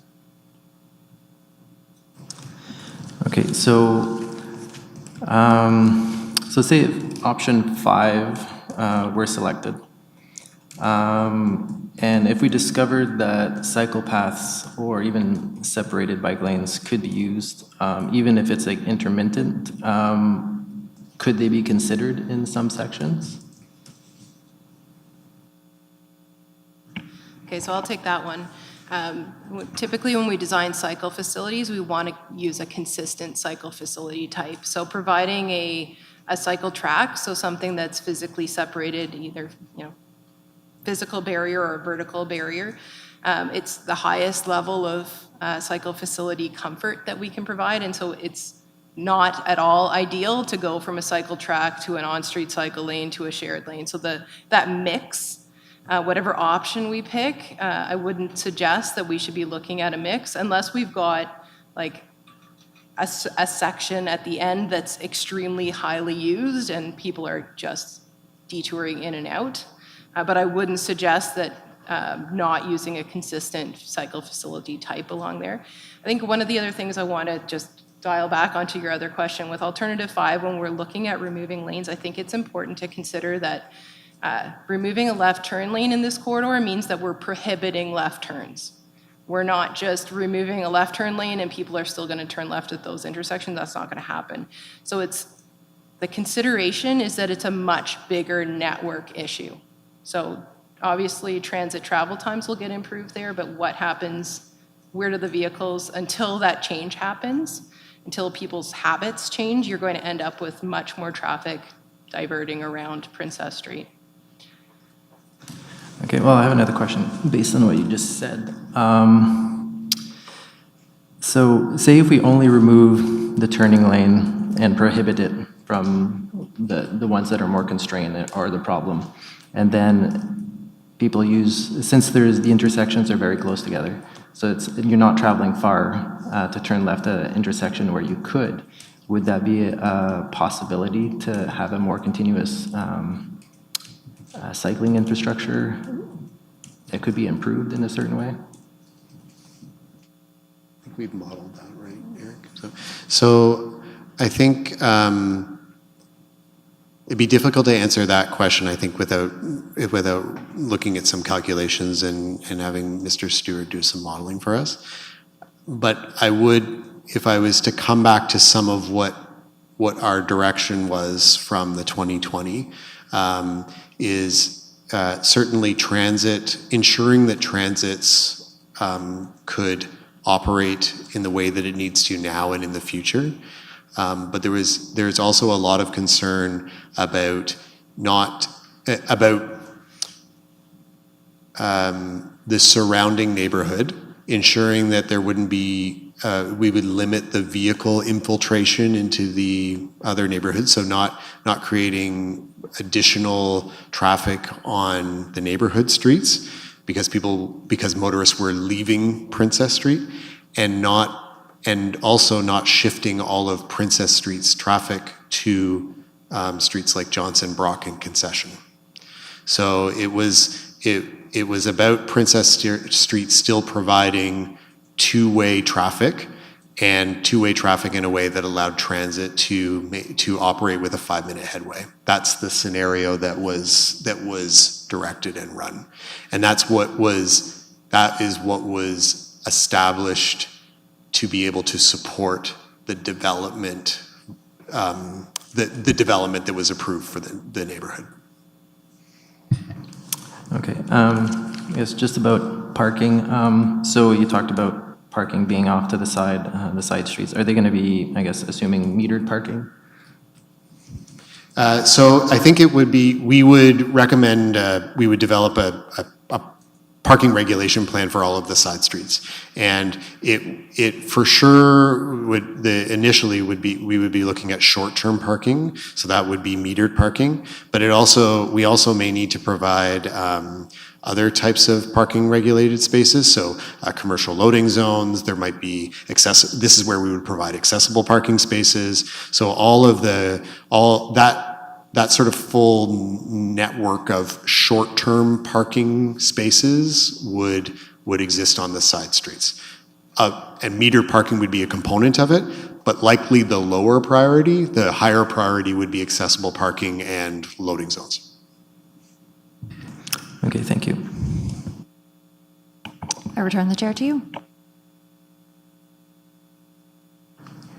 Okay, so now we'll move on to public portion of the questions. So members of the public will have 5 minutes to speak. So you need to state your name, and I will give you a 30-second mark when your time is almost up, and you can give more details. All right, so there is quite a lot of people in the room, and most of the staff have sat in where we usually orientate people. So I'm going to ask members of the public who are to my right or the left of the chamber, I'm going to have you come up to where Councillor Oosterhoff and Councillor McLaren normally sit at the front of the horseshoe. I'll move their nameplates out.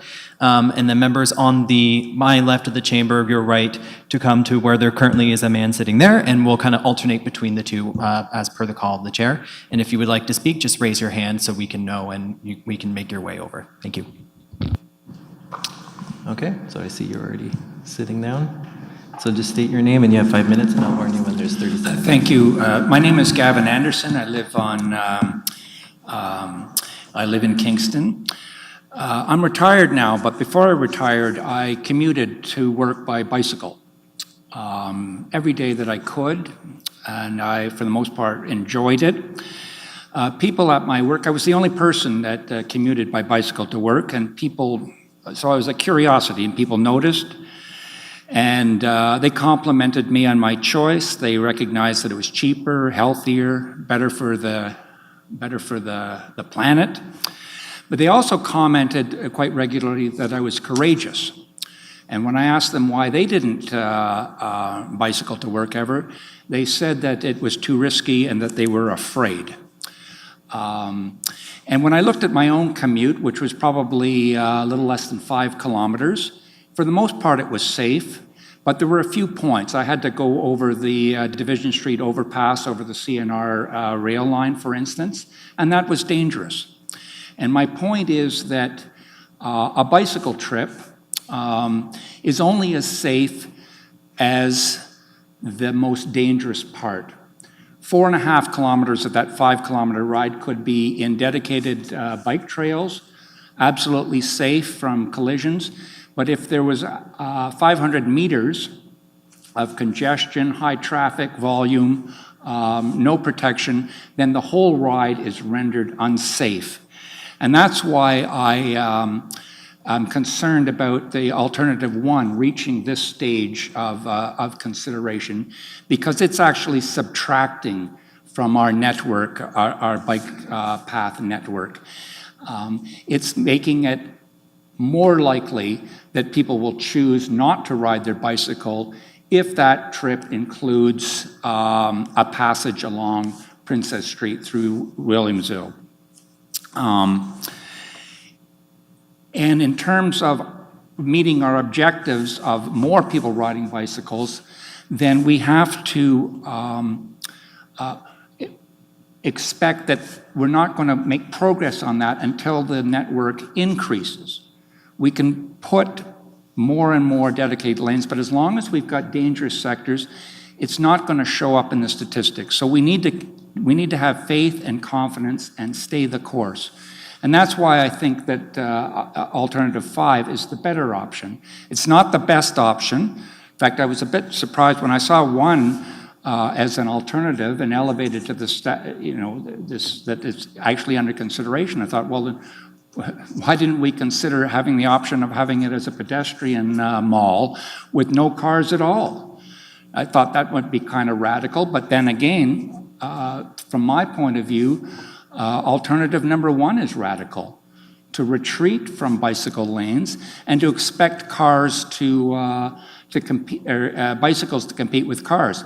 If you were going up through Princess Street and past the old traffic circle onto the next portion of Princess Street, that is truly dangerous. Without dedicated lanes, with nothing. You're just in there, cars are roaring by. Go up Sir John A. Macdonald, the same thing. Why do that to Princess Street as it is now? I think one of the issues with alternative 5, however, will be that cars will park in the bike lane. And my question is there any consideration being given to upping the consequences for cars parking in bicycle lanes. Most parking infractions are a result, it's because it inconveniences. People overstay their meter, people park when it is rush hour, it leads to more congestion. So there are consequences for double parking or parking for the city, and they're fined appropriately. But for a bicyclist, somebody who's parking in a bike lane, that is not just an inconvenience. That is putting me and other cyclists at risk. When we approach a parked car and have to pull out into traffic while other cars are also having to go around that parked car because it will bleed into the, into the road. So the question is, if you're going to go with 5, and it is not the best but superior to 1, then I think we also have to get serious about recognizing that cars parked in dedicated bike lanes are a dangerous hazard and should be treated much more seriously than a small parking fine. Thank you. Thank you. And next person. So we're going to take 5 questions total, and then we're going to do answers, and then we're just going to take a break after that, and then we'll come back to other sets of 5 questions and then answers, and then 5 questions and answers. And I would ask that hopefully you try not to repeat questions that have already been asked. Oh, it's there.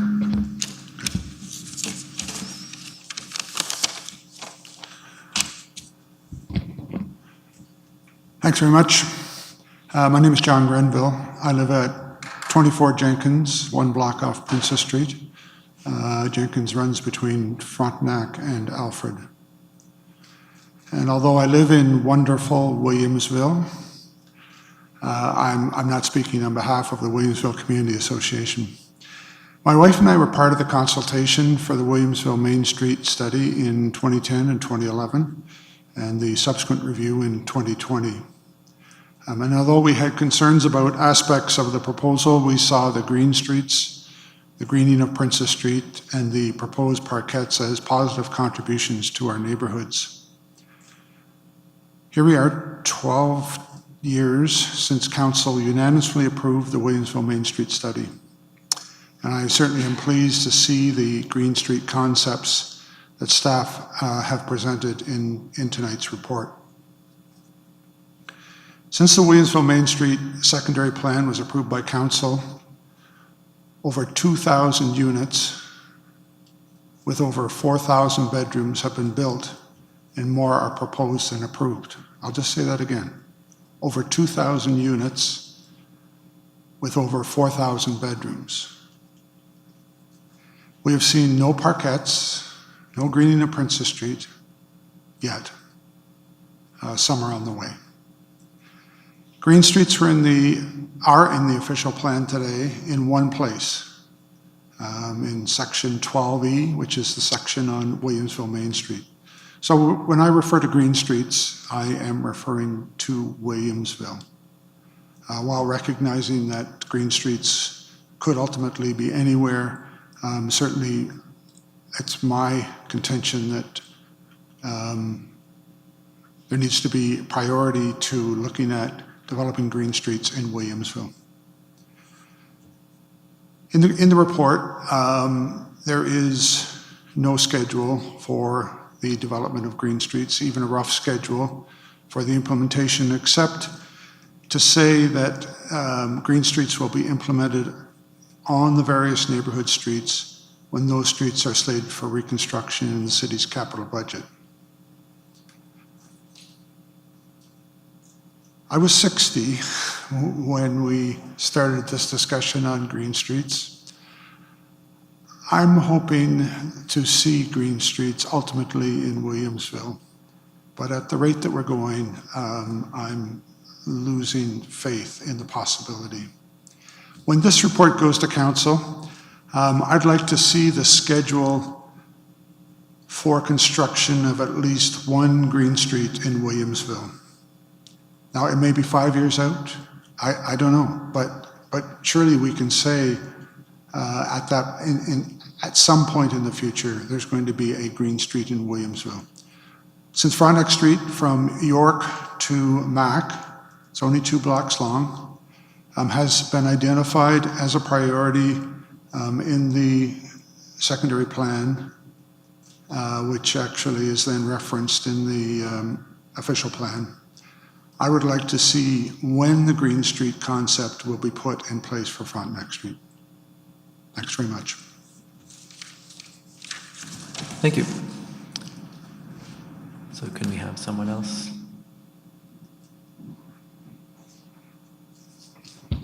Just as a reminder, anyone on the left side? Oh, there you go.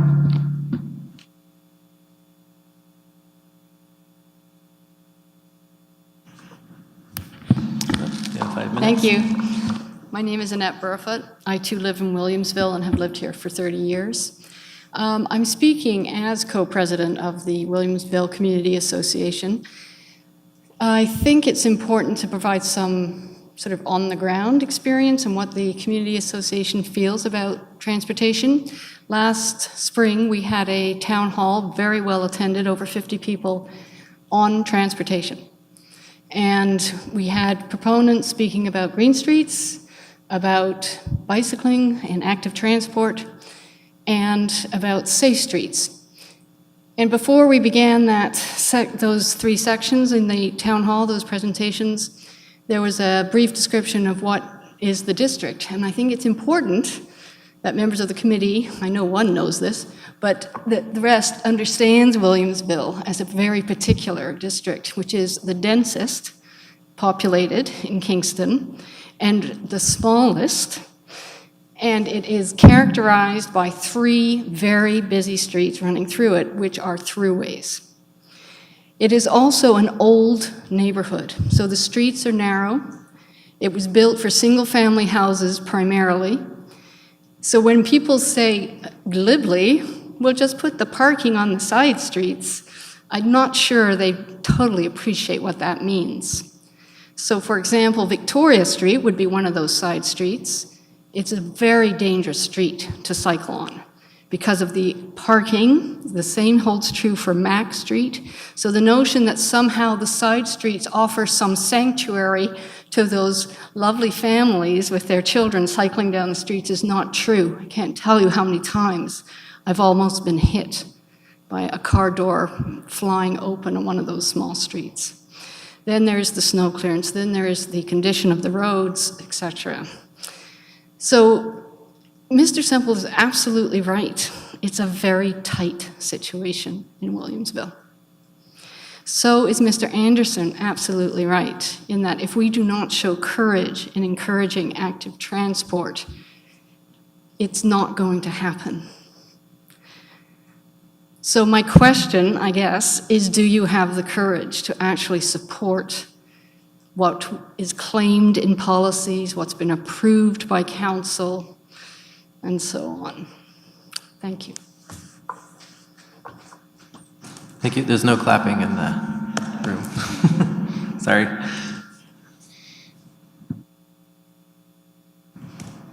Thank you. Just state your name, and you have 5 minutes, and I'll let you know when there's 30 seconds left.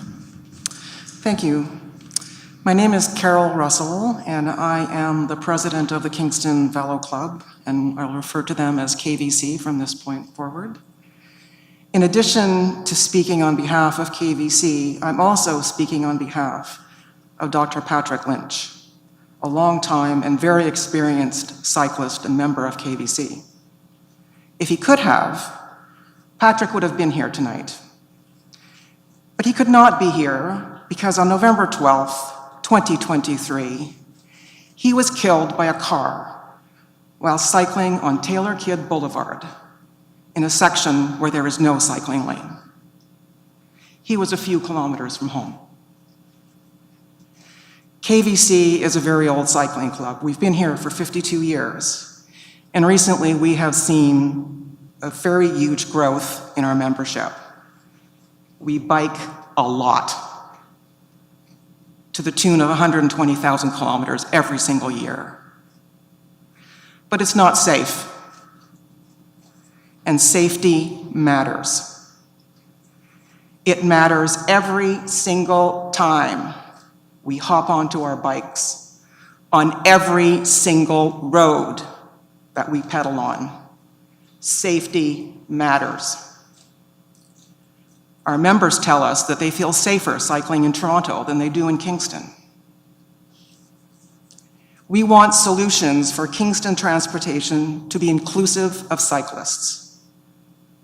We need an infrastructure where car doors will not open on us when we're cycling through, where there will be no speeding cars passing us 2 feet away, rattling our nerves, where we can safely turn left when we need to. We have members who do not own cars. We've heard from some of those folks tonight. They go about their day-to-day business by bike. Neighbors who shop by bike, towing their children in a trailer behind them. Neighbors who bike their kids to school. After Patrick's death, we organized a ghost bike ride. Nearly 300 cyclists showed up and participated in spite of the fact that it was November and the temperature was 0 degrees. We do not want any more cycling injuries. We do not want to organize another ghost bike ride. Thank you. Sorry, I'll repeat, you can't clap in this chamber. I'm sorry, I know. People do this sometimes, so. Yeah, unfortunately. And I actually did clap the other day without thinking. All right, go ahead, you have 5 minutes. Hugh McKenzie, Dundas Street, Williamsville. I've worked downtown until I sort of recently semi-retired since 1991. When I arrived in Kingston, I bought a mountain bike that was ugly and would never get stolen, and I'd have it outside tonight. I rode to work this morning. My observation is the bike lane down Princess Street is good. My only challenge really is the potential for the parked cars to open their doors, and I'm always vigilant about that. Going down Princess Street is great because it's downhill. I get to be in the middle of the lane and I can go as fast as anybody. The challenge is coming up Brock Street. And today, coming back up Brock Street, which I'll do again tonight, it is cars that pass too fast and too close that make you nervous before you get to beyond Division Street where the bike lane starts. I know that it's a commuter traffic and it's congestion and everybody's in a rush to get home and or whatever. But that's the scariest part of my 32 years of biking downtown, and that really hasn't changed too much. My other observation, and it's really a disappointment about the development on William Street, the re-envision of what that community, what that section of town would look like. I know Vancouver because half my family is out in Vancouver, and I look at 4th Avenue or Commercial Drive.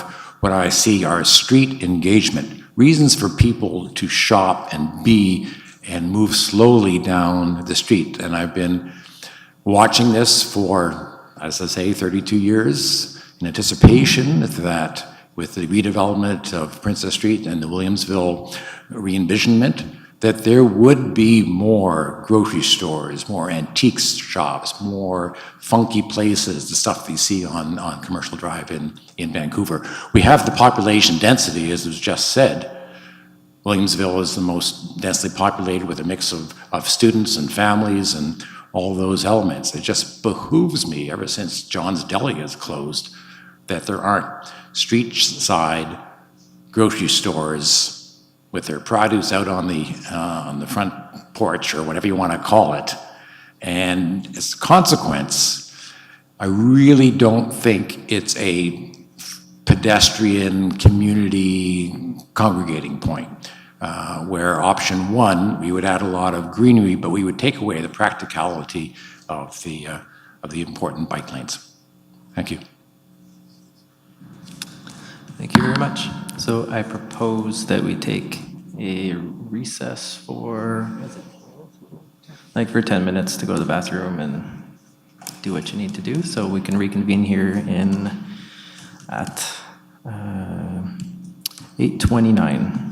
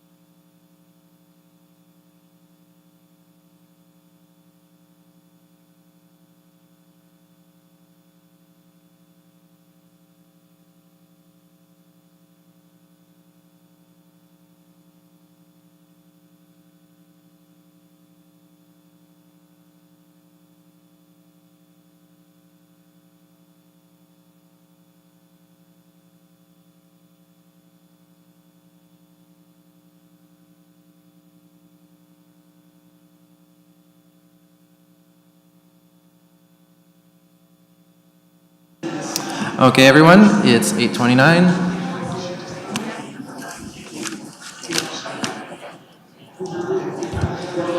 If the members of the committee could please return to their seats. Thank you. So since we've had 5 members of the public speak, we will move to staff or whoever presented to answer questions, and then we'll do another 5, and then.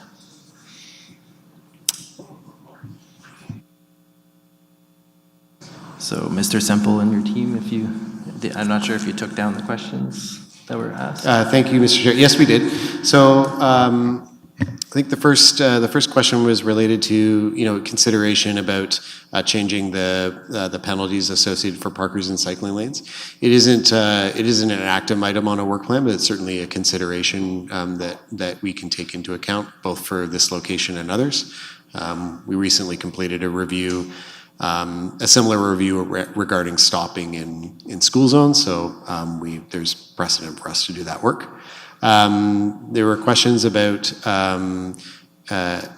if the report to council would include schedules for green streets in Williamsville, and would it include the schedule for a green street to be put in place for Frontenac. So beyond the sort of conclusion of this study, there are no committed projects directly related to the Green Street concepts, but that would be part of the discussion that would occur with council when the report decision is being made. So there would need to be direction about projects, capital projects that can be included. It is the intent that if the Green Street concepts are adopted, that staff would use those concepts for projects currently approved in the capital plan and apply those measures in that way. But there is no capital project specific to Frontenac Street at this time. And I think those were the questions that were directed to staff that I had. Okay. And also, if you have courage. Sorry? Oh, sorry, and and relative to the timeline, I think that would form part of that discussion as well. So it would be relative to council's decision, capital projects, and where those factor into other capital projects. Okay, thank you. So now we'll move on to the next 5 questions. So you have 5 minutes, state your name, and I'll let you know when you have 30 seconds left.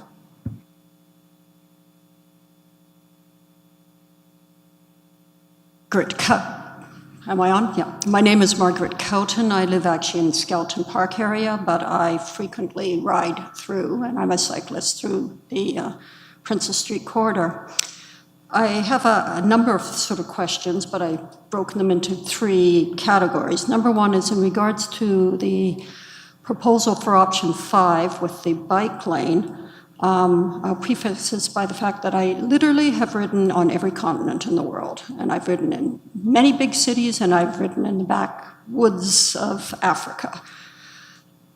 I've seen lots of solutions to keeping cyclists safe that aren't addressed in any of your proposals, and I'm just wondering, have you thrown out the question about things like, instead of just having painted lanes in option 5, have a raised curb that in an emergency vehicle can go by, but your average car isn't going to want to be mounted.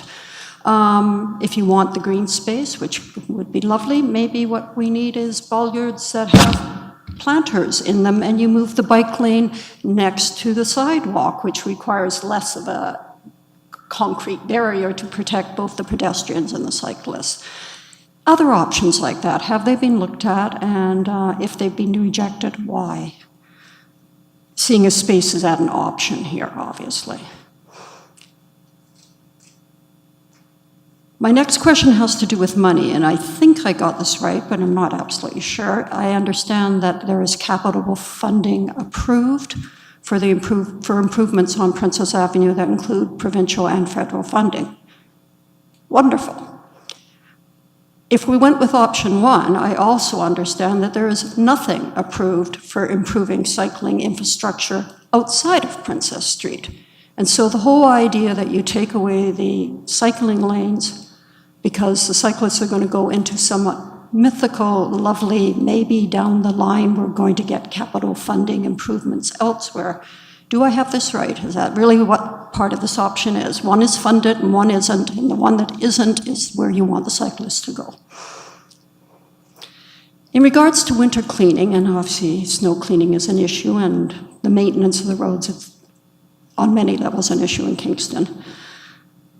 Many cities, as close as Montreal, who have narrow streets, don't plow the streets and then store the snow. They plow the streets and blow it into a truck that's right behind. So when they plow a street, it is already clear.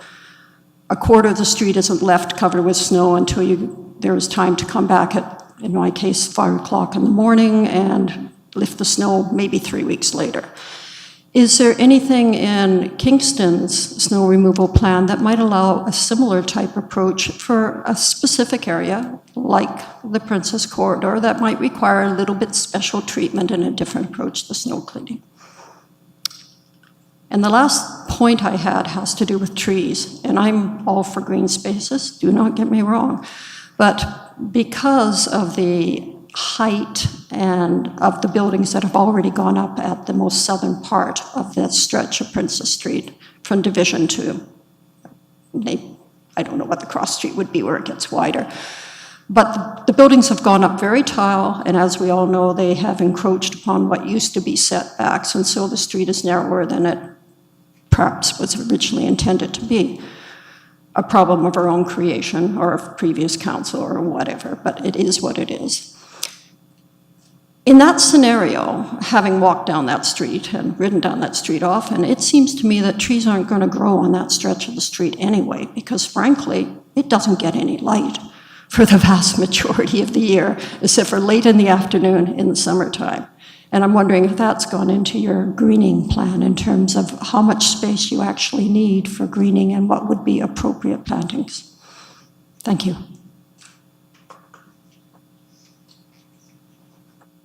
Okay, thank you. Just state your name and you have 5 minutes, and I'll warn you when you're at 30 seconds. My name is Lizzie Moreland. I'm a student at Queen's, and I live at Barrie and Earl, so just outside of Williamsville, but I frequently bike on Princess Street. I have 2 major concerns about the removal of bike lanes on Princess Street. The first being safety, which we've discussed extensively this evening. My second is the adherence to the goals that you set out to achieve with this plan, increasing active transportation, increased cycling routes, and the goal to make our streets more environmentally friendly. In terms of the safety issue, I'm worried that this will most affect those who commute by bike out of necessity, low-income individuals, immigrants, people who deliver for delivery apps such as Uber Eats, disabled individuals. I also work at a local bike shop, and we have a lot of customers who have mobility issues, and the best way to get around for them is by bike. They can't afford a car, they're on ODSP, and their bike is really their form of freedom, as well as students who, most of which don't have cars. On top of that, we want more people biking, though, than just those who have no other choice. And we know that increasing cycling infrastructure really allows people to use it. And it's a huge barrier for people to begin biking by choice, the lack of infrastructure. We need to make it safer so everyone can enjoy the positive impacts active transportation has on our lives. Those of us who cycle regularly know it's better for you, your health, better for the environment, safer for your neighbors. Car hitting a person at 30 kilometers an hour does substantially more damage than a bike traveling at 30 kilometers an hour, as well as the increased stopping distance of a car. The risk of injury and the risk of accidents is much higher. I know one of your priorities was 5-minute bus frequency, which is fantastic. I had some questions for the engineers about how you modeled the flow of traffic. I was wondering if you accounted for the estimated amount of reduction in car traffic brought on by implementing usable cycling infrastructure, and did you account for the reduction in flow that will likely come from cyclists sharing the narrow lane with the cars? Thank you. Thank you. Would anybody else wish to ask questions?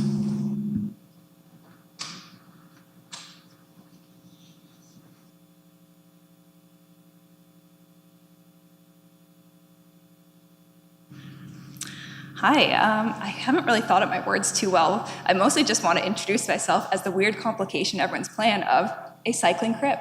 We exist. I live downtown, and I can bike and walk. My bike, I've got these little training wheels sort of on it because I bike kind of like a 6-year-old right now. I struggle to get my feet on the pedals, but at least it doesn't hurt as much. I can rotate around with the pedal. Every single step hurts. Like my bone literally doesn't fit in the socket. So every time I don't have to step is a win for me. My question kind of goes further than, so for those of us who are too disabled to drive and too disabled to take the bus, I will dislocate going over the bumps, and it's really unpleasant. I don't like to have to go to the hospital and get all that put back in, and I mean, frankly, that's a bit much to ask. So we're looking at these improvements for the people who are in the vehicles, but for those of us who, through no fault of our own, are excluded from vehicles, how are we going to be kept safe in our neighborhood? I mean, the bike lanes option at least provides some space on the road, but for people like me who, this is it, this is our options, is walk or bike to places that are close enough to do so.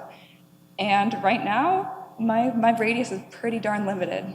So I'm just curious what what's the intent to accessibility when it comes to things like crossings, when things like left turn lanes endanger vulnerable road users and enhance the movement of traffic for the people who are safe in their cars. Thank you.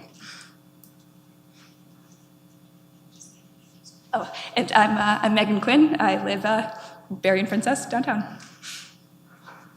Thank you. Is there anybody else who wishes to give comments or ask questions? Through the chair, there is a member on Zoom. So the member on Zoom, if you would like to speak to this item, please raise your hand in the lower part of your screen. It's a little yellow hand, and they'll let me know that you would like to speak. And then I can there we go. So I recognize Gordon Smith, Mr. Chair. Thank you. You have 5 minutes. I'll let you know when there's 30 seconds left.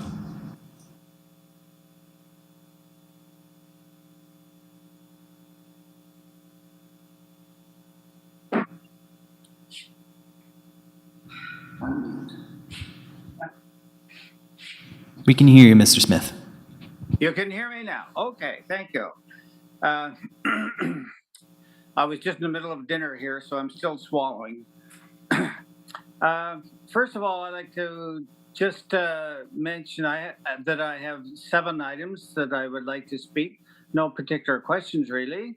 Number 1 is that I am surprised that we have been working on this particular issue for 14 years, at least, and that in 2018 we had the Active Transportation Plan, which was approved by Council, and all of a sudden in 2020, a report appears that questions the active transportation, and now we're looking at the transportation plan, and now we're actually looking at various alternatives and options.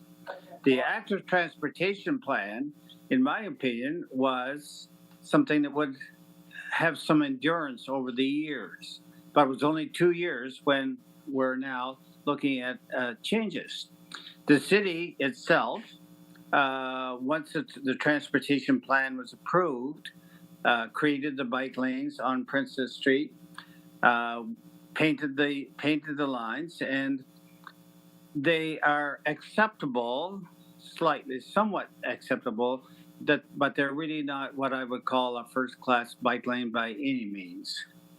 So the question is, why this change in perspective? And for whom? And exactly, and for whom? I think that we're a little skeptical as to why we need to change direction so quickly when we've had 10 years where the cycling lanes have been acceptable to everybody. Secondly, the Kingston Coalition of Active Transportation has presented a proposal which has provided some solutions to the dilemma that we're in today. The proponents of this particular letter have a lived experience. Some of them are active cyclists. Some of them are engineers. Some of them are urban planners. And pretty well all of us are car owners.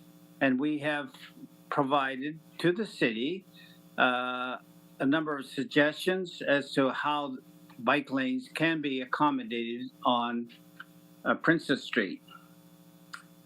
Cities around the globe, as you know, in Paris, Montreal, Toronto, and so on, have all developed cycling lanes in their downtown areas. Why is it that Kingston can't do that?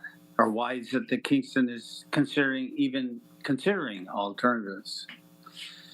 My third point is that there is an expansion of the e-bike movement, and it's actually quite substantial. Where I am right now, e-bikes outnumber regular pedal bikes by 10 to 1. That is a significant difference. My point number 4 is traffic on Princess. I don't know that there are any hard statistics, but in my observation, traffic on Princess has been reduced substantially since the opening of the bridge. In fact, I actually wonder why Route 2 now follows Princess Street when really most of the traffic from Route 2 comes up Route 15 across the new bridge and along John Counter.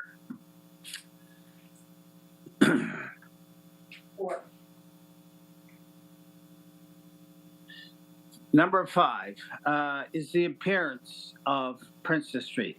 Decisions have been made that Princess is going to have some tall buildings on it. But we also You have 30 seconds. Thank you. We also have to remember that Princess Street was designed for a horse and buggy. The speed limit of a horse is around 7 to 8 kilometers per hour. And we're jamming all these other services into it. Number 6, so I am number 1 supporting the retention of cycling lanes on Princess Street. Thank you. That's 5 minutes. All righty. Thank you very much. We didn't get into any of the So is there anybody else in the room who would like to say something or ask questions? This is your final chance. I'll give you another few seconds. Oh, if you've already done a delegation, you can't speak again. Yeah. All right, anyone else? Last call? No? Okay, so since this was just an information report, oh, yes, the answers to the final questions, thanks. Thank you, Mr. Chair. I've just made some notes on the questions. Please let me know if I've missed any, committee clerk and chair. Some questions about potential measures such as raised curves, physical barriers and others. Have they been, considered or rejected? So there is a variety of features that were looked at as part of the different alternatives. We also work from the OTM Book 18, which is the Ontario guidelines for what cycling features and infrastructure needs to look like, and use those as part of our design considerations, particularly at the concept level. Some of those elements that could be included would be looked at the detailed design. And then there was a question about funding as it relates to cycling. So there's a portion of the project that is funded on Princess Street, a section of Princess Street that is funded in the current capital plan. But if that moves forward without cycling lanes, what is the plan to fund or build the other portion of the network that's considered for the neighborhood? That's correct that the neighborhood bike network is not yet funded. It's not yet approved. So that's what this study is about. So as part of the the conclusions that would come to council, the recommendations that would flow from that typically then feed into capital plans. If we were moving forward on that section of Princess Street, there's also considerations for how the existing infrastructure west of that is going to transition into that new design and what other alternatives would be put in place. That would be part of the project scope that we would look at as part of that.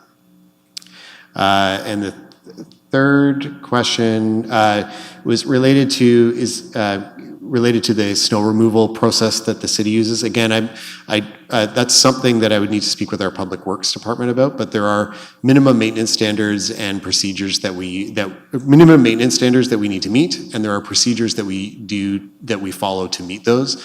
And there are different procedures and different types of equipment and different processes that are used in different areas of the city.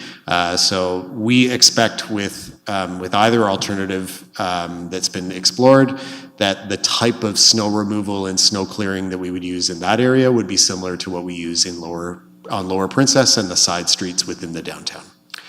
And are the trees going to grow with the limited light and new higher buildings? So I think I'm not a specialist from a landscape perspective, but we would be looking at trees that would be suitable for that area, but also other types of vegetation and greening would be considered. So the lighting and access to space and all of those components would be part of that design. And then there was a question about if the traffic modeling accounted for the reduction in the flow from the shared cycling or shared road use. I think I captured most of that. Sure, I can answer that. There was 2 questions about the traffic modeling. Did we account for a reduced flow due to cyclists in lane with the traffic? We did not. I think that's for our alternative 1. We would have cyclists in line with vehicles. And I think at this point we're thinking there would be a reduced speed, so cyclists wouldn't really affect the traffic flow very much. And the other question was, did we account for the reduction in traffic due to increased cycling? And we did account for that. Based on the mode share targets for the city in the mall that we use. Thank you. The next question about given how will those of us that are excluded from vehicles now, how can we be included in the design, and how will the accessibility and safety of the crossings be addressed? So I think relative to that first question, I think there are considerations for both, I think, in the alternatives that we've looked at. One is provides a more expansive public realm area that would be more suitable for pedestrian uses, rest areas, etc. The other maintains the existing cycling lanes on road, which can also increase access for those that are able to cycle. The crossings, the accessibility of the crossings is something that would be looked at in the design as well. So ways in which, depending on what the configuration of the intersection is, what the pedestrian crossing times need to be, how the signals would be modified to allow crossings. There was also a lot of discussion in the study about how people could safely cross Princess at Frontenac Street, and that would be a component that we look at as well. And then there were a series of questions from the last member of the public. So the first question, I think, as in, given all the work that has been done and given the priorities that were set in the active transportation plan, why the change in perspective? So I think the best way to answer that is there is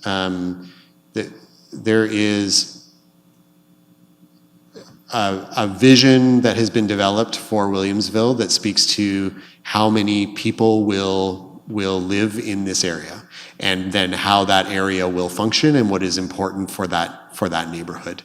And from those priorities that were set for that neighborhood, that is where those priorities were reviewed and the principles that were set for the designs that were considered.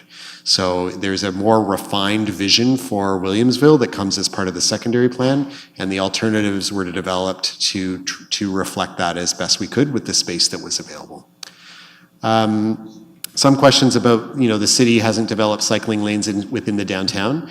Again, I think the city has a an active transportation master plan. It's a multi-decade plan to build cycling and active transportation networks across the city.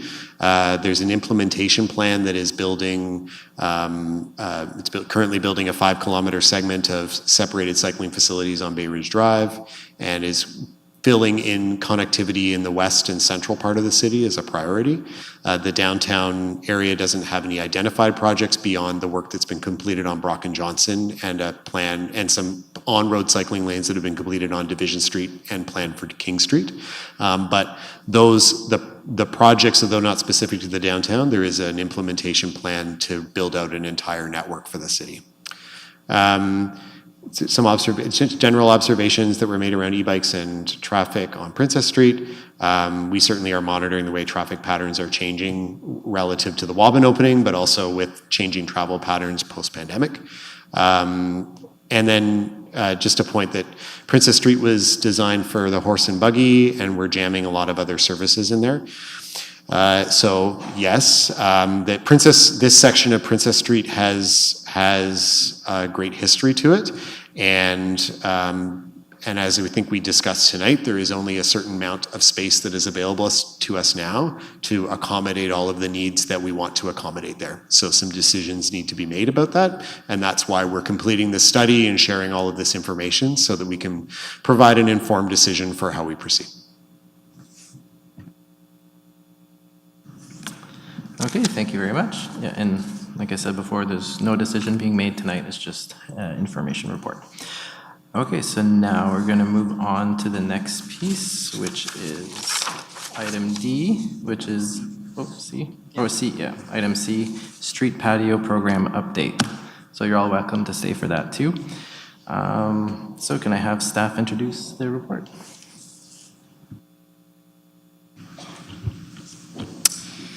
Thank you, Mr. Chair. Try and keep this brief.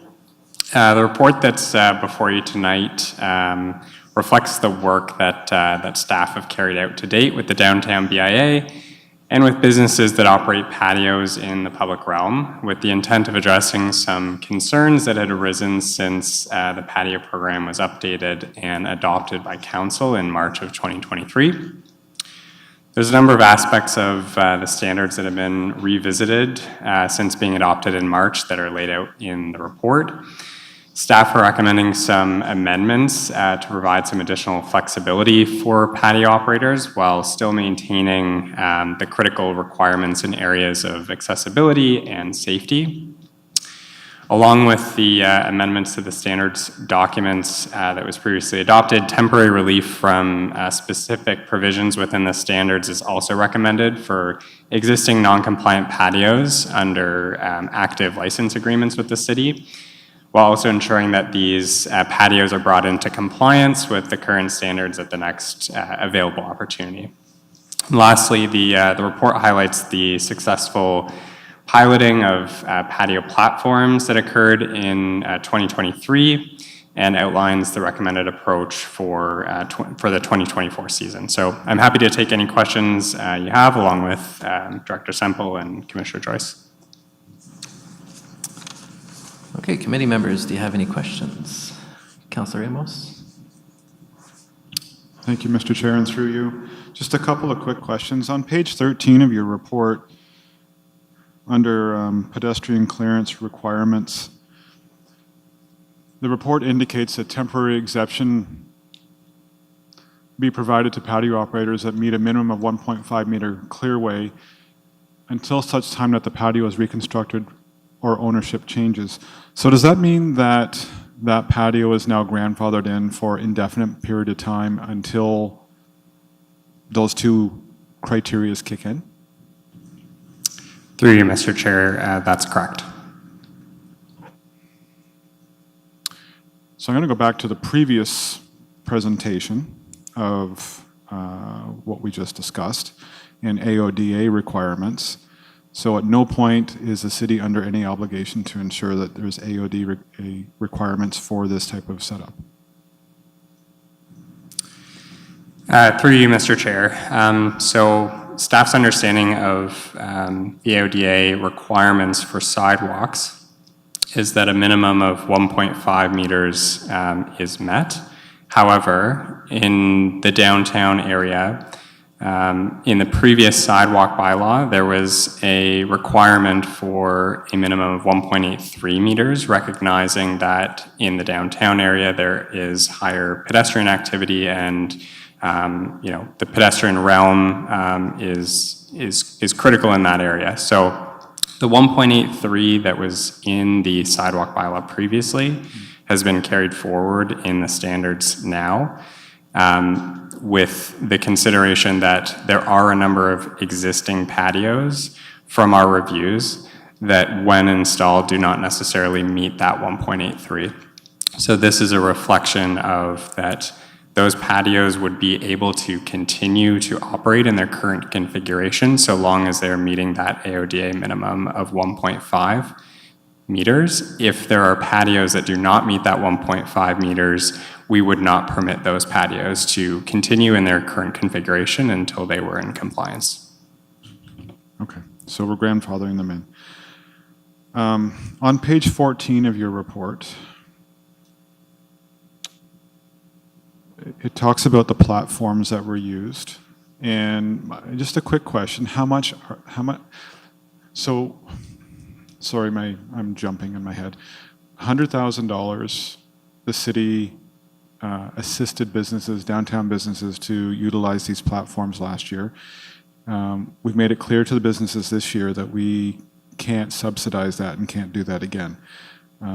So now we're saying to the businesses, if you want the platforms, you're going to have to pay for it or rent them. And I couldn't find anywhere, but is the downtown BIA going to be assisting these businesses if they want to move down in that direction? How much is a platform? Is this a viable option for even businesses to go without some sort of subsidization?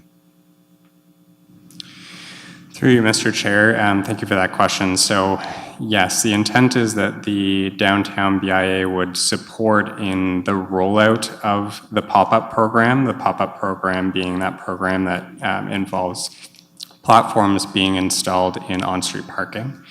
The cost per platform for us last year, with the procurement that we had and the lease that we had, was approximately $4,000 per platform for the patio season. We are also providing an option this year for patio operators and going forward to construct their own, to submit an application to the city with an approved plan to construct their own platform, which they would be able to use in subsequent patio seasons as well.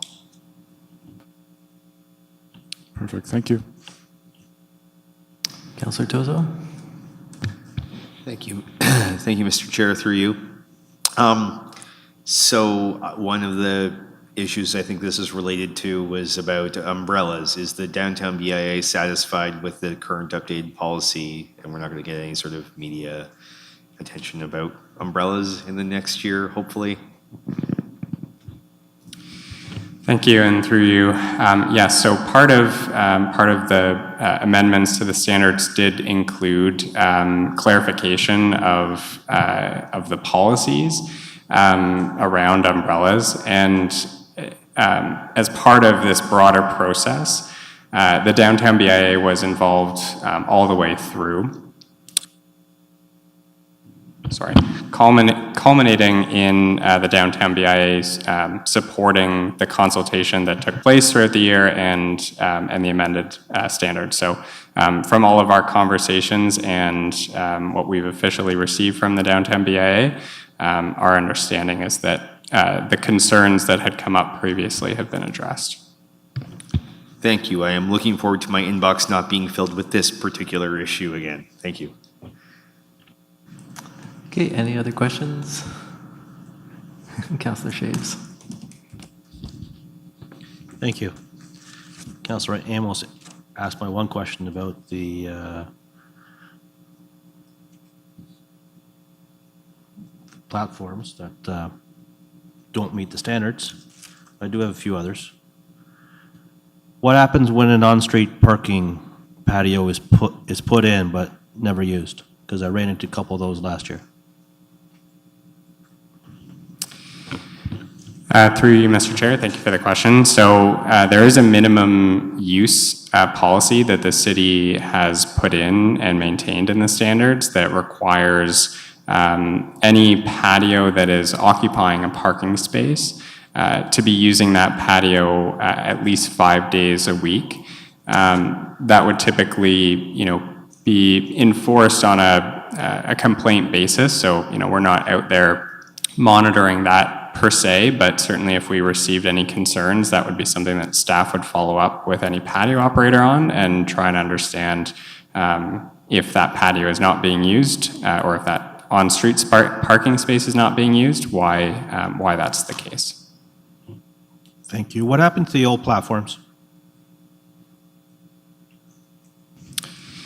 Through you, Mr. Chair, the platforms that were leased last year are being stored on city sites. We are looking for direction from you tonight to carry forward, but the plan would be that those platforms, as I mentioned in my earlier answer, would be made available through the downtown BIA to businesses this year at cost. Okay, thank you. Any other questions? Seeing as none, so I will open the public portion. So you can come up to the mic and you have 5 minutes and tell us your name and your remarks or questions.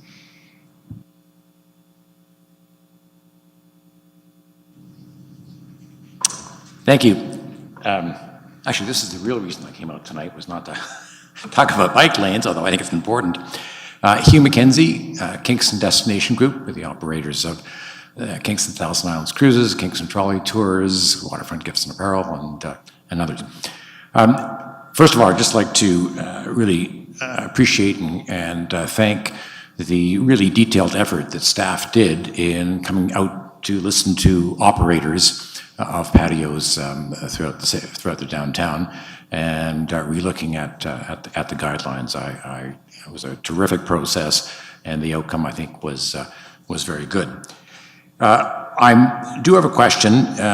It's sort of a top-level question on economic activity generated by the patios over the last number of years. Has the city done some type of estimate of how much economic benefit this has brought to hospitality and tourism in our community?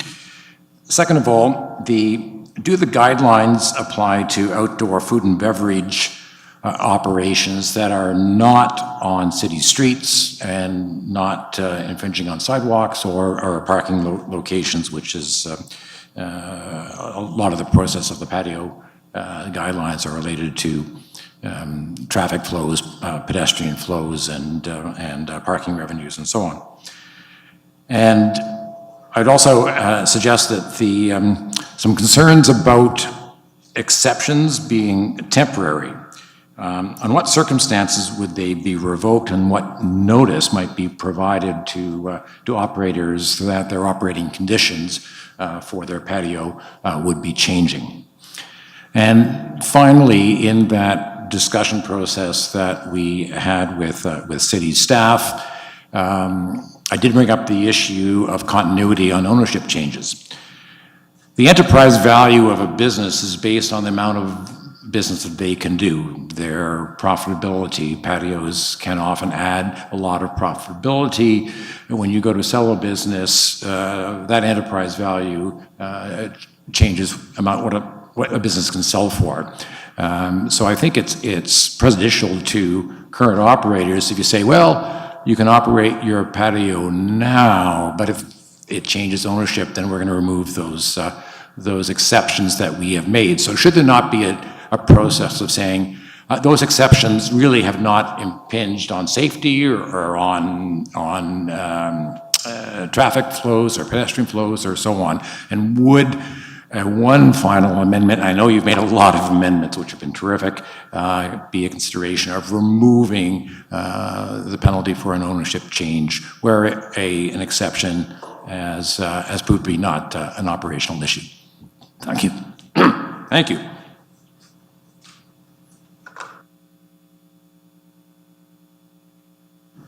Thank you. Would anybody else like to speak to this file? Seeing as none, we'll move on to staff to answer the questions. Thank you. So I have a few questions noted here, and I invite my colleagues to jump in if I miss anything. With respect to the first question about economic activity related to public patios, no, not to my knowledge, there hasn't been a specific study in Kingston. There's certainly broader studies that that detail the economic impact, and that's certainly part of and reflected in the patio program that we do have. Do the guidelines apply to patios outside of kind of the street context? So this specific set of standards and patio program is intended for the right-of-way, the city's right-of-way.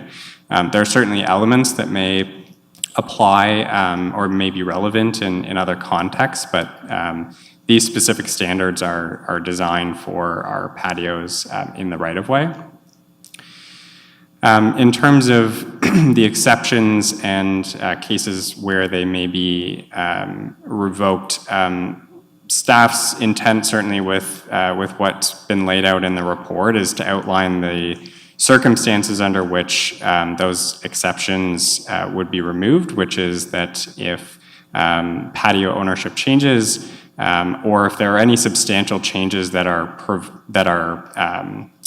recommended or that are put forward to us in an application to change the footprint of a patio, to change the fencing, to make a major modification to a platform, a natural opportunity where there would be an opportunity to come into compliance. That would be the intent in terms of when those exceptions would fall away.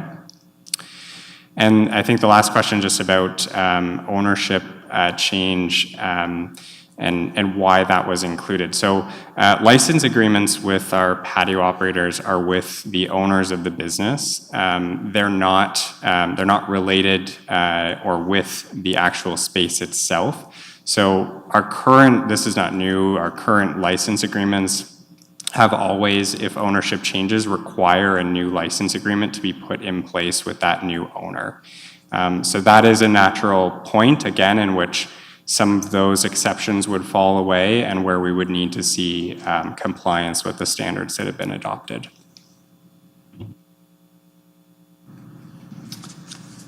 Okay, thank you. So now we'll see if we can have a mover and a seconder. Moved by Councillor Tozo, seconded by Councillor Hassan. Is there any discussion? Seeing as none, all in favor? And that passes. So now we'll move on to motions. There are no motions, no notices of motion, no other business. The correspondence was in the agenda addendum. So the date of the next meeting for EITP is a special meeting scheduled for Tuesday, March 26, 2024 at 6 p.m. and adjournment. Can I have a mover and a seconder? Moved by Councillor Tozo and seconded by Councillor Stephen. All in favor? And that passes with 2 not wanting to go, so. All right, so see you all next time.